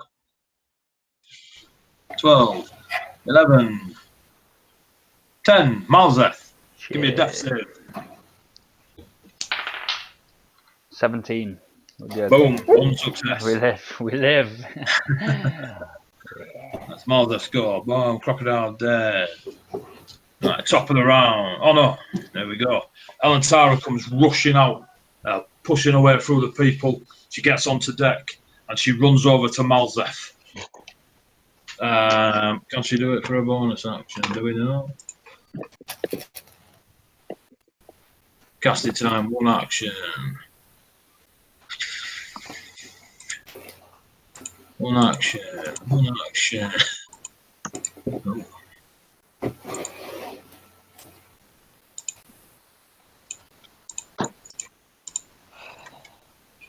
Yeah, fuck it, they're all actions. Yeah, so she's now stood by Malzeth, but that's her go done. Top of the round, massive orc. First one hits, second one misses, third one misses, but the first one slams in. 10, 16. Wow! Smashes into the Silverback's face. Silverback slams back, misses, hits, misses. What the fuck is going on here? 10, 16, half to 8. Reggie. So them two are just fucking alphaing off against each other, punching each other in the face. After those crazy lunatics, it is the Goliath. Hang on. 13. Jesus Christ. Okay. Let's roll double 8 on the 8. As the Goliath picks up his scimitar and runs towards to help out the gorilla, 2 arrows punch her into his back. He hits the deck. Goliath, Etain. I'm back on deck now, aren't I? Yeah, you're technically still at the room where Elantara was, because this is all happening in like 6 seconds. Oh, nice. Okay. You grabbed her, she's run out, and then so it'll take you 30 feet to get like through the crowd to the door. Mhm. But then if you wanted to engage, it'd be 30 feet, so you wouldn't have any attacks left. But you would have your bonus action to get a cheeky stab off. And you get your sneak attack. And you'd be flanking, so you get advantage. Actually, Okay. It's not bad. Yeah. Yeah, I'm just going to do all that stuff you just said. Right. So Etain comes fucking ninjaing through, runs across, finds a gap in the people surrounding the silverback. Roll. This is a cheeky left-handed shot because you used most of your energy getting to the fight. Mhm. Ooh, 19. That hits. And it's a crit because it's... Oh, no, it's not a crit. It's not a crit, is it, Eddie? Say that again? It's not a crit as a sneak attack, is it? But it is a sneak attack, so you get your extra sneak attack. I get my what now? Sneak attack. So I think you add a few, like 2 or 3 extra d6 to your damage. Oh, okay, cool. So roll your damage, so your normal damage. Are you having a look? What? Malzef, you having a look? Yeah, so Level 4 rogue, how much sneak attack damage? sneak attack damage at level 4 is 2d6. Cool. So roll your normal dagger damage, Wolf. Mm-hmm.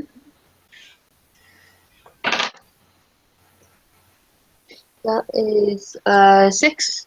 Now roll 2d6. 7. 11 plus the 6 is 17, yeah? Mhm. Kill shot. How would you like to kill the big albino? Whoop, whoop. I'm coming in from the left, yeah? Yep. How much taller is it than me? It's 9 foot. That'd be the femoral artery then, I think. Skadoosh. In comes the dagger. There goes the artery. And a spray of crimson crap hits the big orc, the guy with the shield, your lovely self, Nalla. You're all just covered in claret. Amazing. You all have a quick look around, see what's going on. Malzef's still on the deck. There is the humanoid shapes at the edge of the forest. Fuck off as quickly as they can, like out of sight, further into the woodlands. Who have we got? Nalla and Sendraks. Give me perception checks.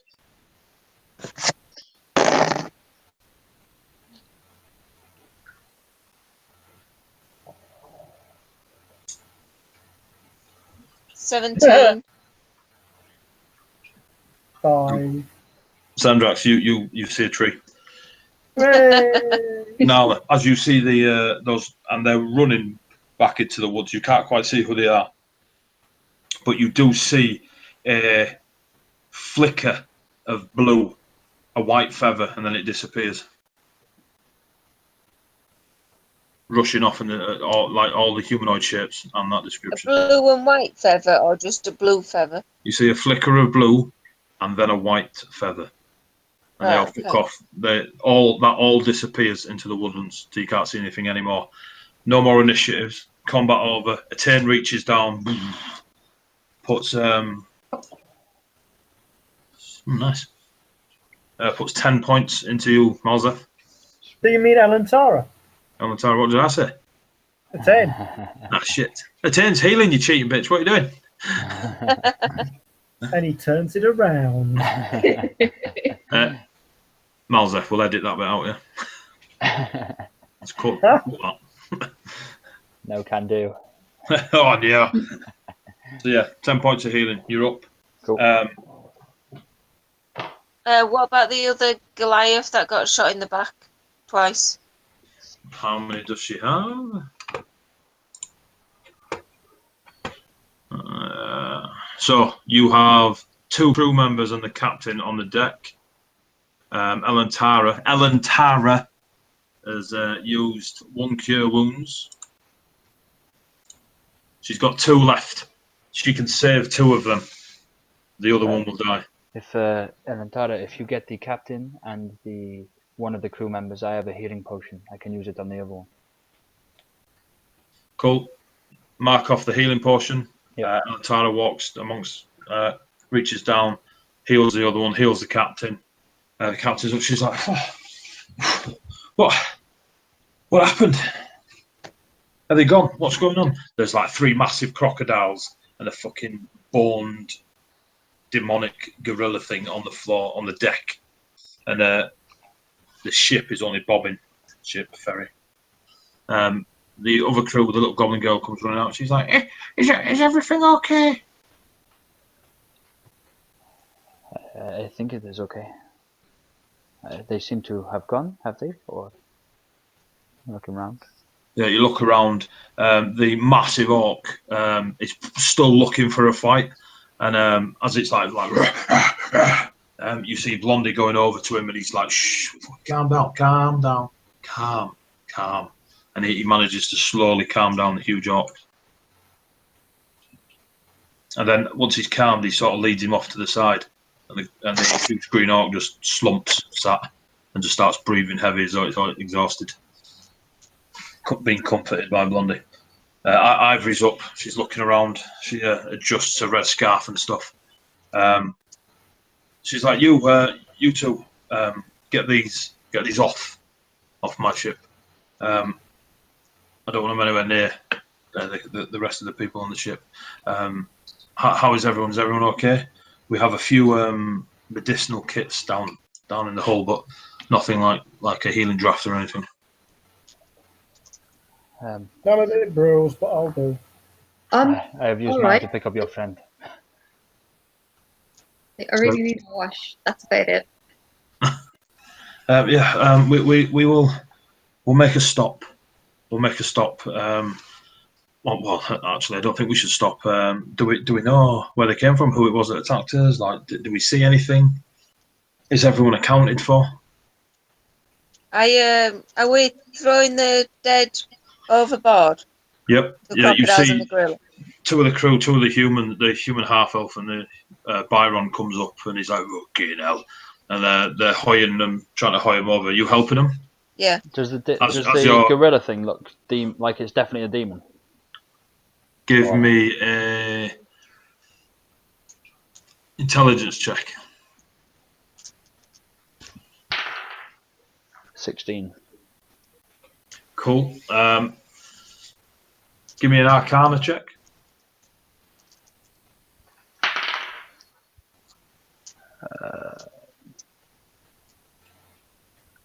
23. Cool. It is not demonic, but it was definitely infused with magic. Okay. Yep. Could I like take a bit of its blood in that, like a vial or whatever, like the empty healing potion? Can I just? Yep, scoop you it can. out? You can make a note. Cool. You see Nalla just humour the other two as they're like lugging it over towards the edge and bracing themselves to tip it over. Nalla kind of just sets her feet, puts her arms under, and flicks the crocodile off into the water. First one over. You just help her move the other two, Nalla. I'll give them a hand as well. Yeah. So while Sendraks and Nalla are showing off, just fucking squatting a crocodile each across the backs, doing fucking walking lunges towards the edge. It's like synchronized fucking CrossFit. They flip the two crocodiles over the edge. There's a few claps. Captain Ivory turns around and she's like, she says to the goblin, I want an account of everyone on the ship. Go. And she's like, okay. And she goes running off to check everyone. Malzef, have you got what you needed from the gorilla? I've just taken a little bit of its blood. Perhaps I can learn something of it. Okay, I get the gorilla then and attempt to throw him Is there over. any other like distinguishing things on the gorilla before it gets thrown? Like, is there anything that would like? Ivory horns, they might be useful.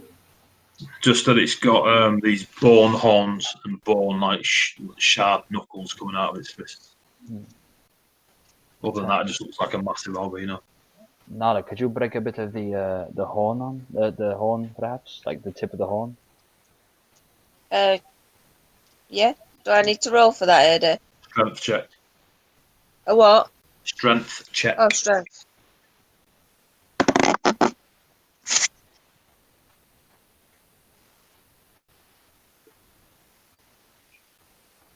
So what? Roll my d20 plus what?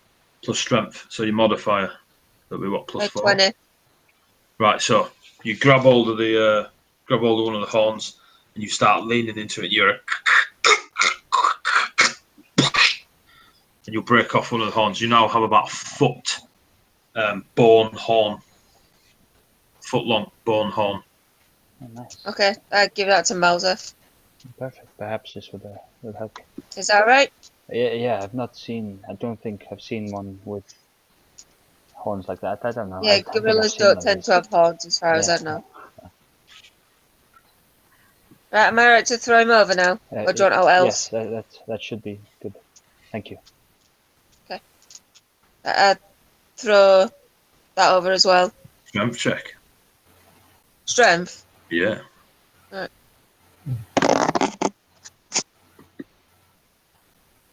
23. Jesus. So you tug on it to start when you're like, oh, this thing's got a bit of weight behind it.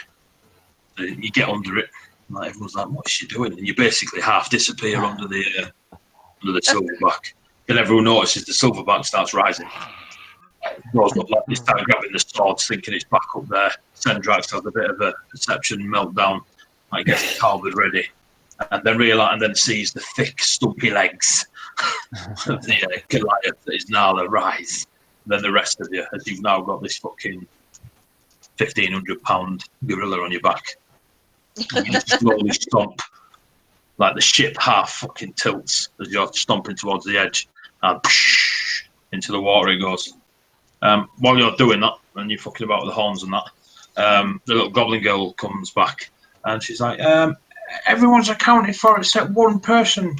And Captain I was like, well, who is it? And she goes, the one called Rygesh. He's not on board. Mm-hmm. And we'll end it there. Yeah, fucking blue dragon. Fucking dramatic piece of shit. And that will be Oh. the Kippers. Fucking saw that coming. Fucking Fuck, I saw that coming. I just saw him. friendly fucking chromatic dragon man. Oh, there's so going to be a prejudiced. death next week. The end of this, we're not going to hear the end of this.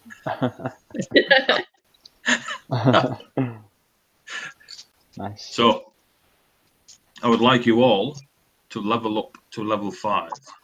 Yay! Ooh.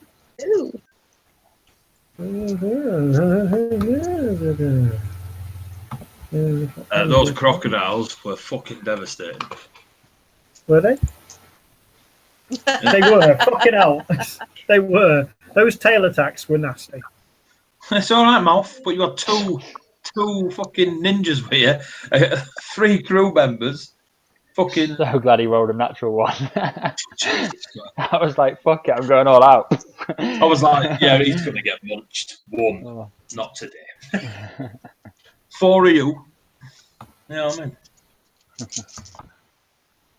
I mean? Yeah, so those crocodiles had 85 hit points each. Wow. And we're doing, on its bite was 3d10 plus 5, and on its tail was 2d8 plus 5. Ouch. They were fucking like, well, I nearly ruined the turning, wasn't it? Mhm. And your demonic gorilla that's not a demon, we'll keep that. Oh.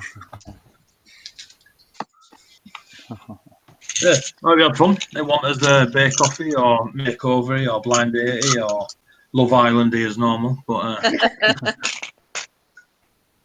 There were still people trying to chat people up on the boat. I mean, you can't get away from it. Apparently not. Argen. oh yeah, that's right, Big Sam. That's right. This one's for you, Sam. motherfucker. Sam's version of Love Island. Hey, I get an extra fucking attack. Sweet. Yay! Right, Noodle, are you leveling up now? Yes. Make sure you roll another d6.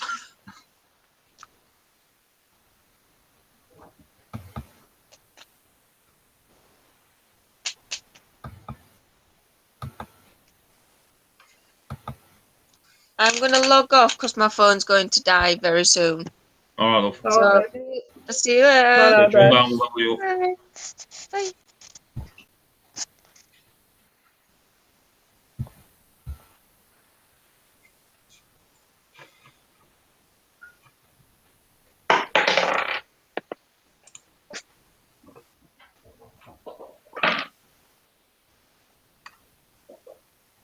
So.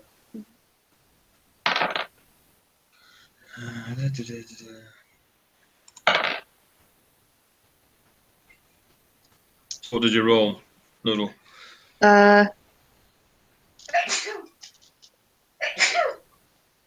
This says to roll 5d8, and I did that and got 21. No. Right.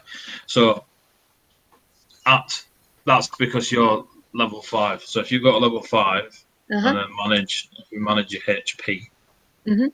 So all you need to roll is a D8. Right. Just roll 1d8. Right. Okay. That was an 8. Nice. So you're actually on 38 plus you're on 40 hit points now. Cool. So we will just do that. Oh, God. Override button, you say?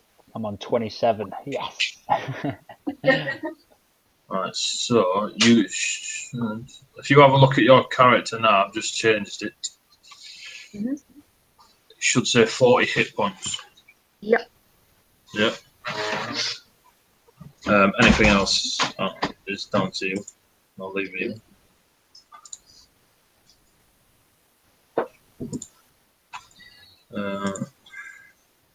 Class features. Your sneak attack is now 3d6, love. Awesome. So whenever you do a sneak attack, which basically every time you hit a baddie, if it's in a fight with somebody else, you get a sneak attack. Oh, nice. Okay. All right. That's a little Only bit rare. once. So if you get 10 attacks, only one of them will be a sneak attack. But at least you know. Also, things that you to remember. Your bonus action you can use to disengage, Oh, nice. Or to dash, or to hide. So disengage means run away, and I don't get an attack of opportunity. Hide is on seal, and dash means you can run another 30 feet without using your attack. Cool. Oh, look at you, you're master of intrigue.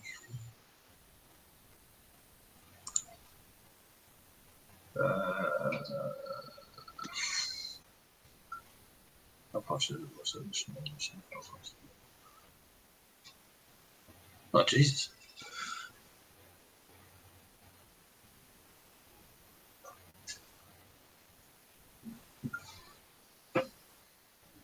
That. Have you read Master of Tactics? No. You really need to read your stuff, love. You are badass.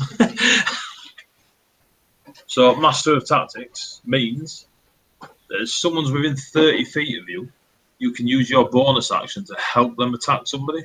So, if you helped Nalla, her next attack would be with advantage. Fucking hell. Okay. Ooh, You're level 5 now, yeah.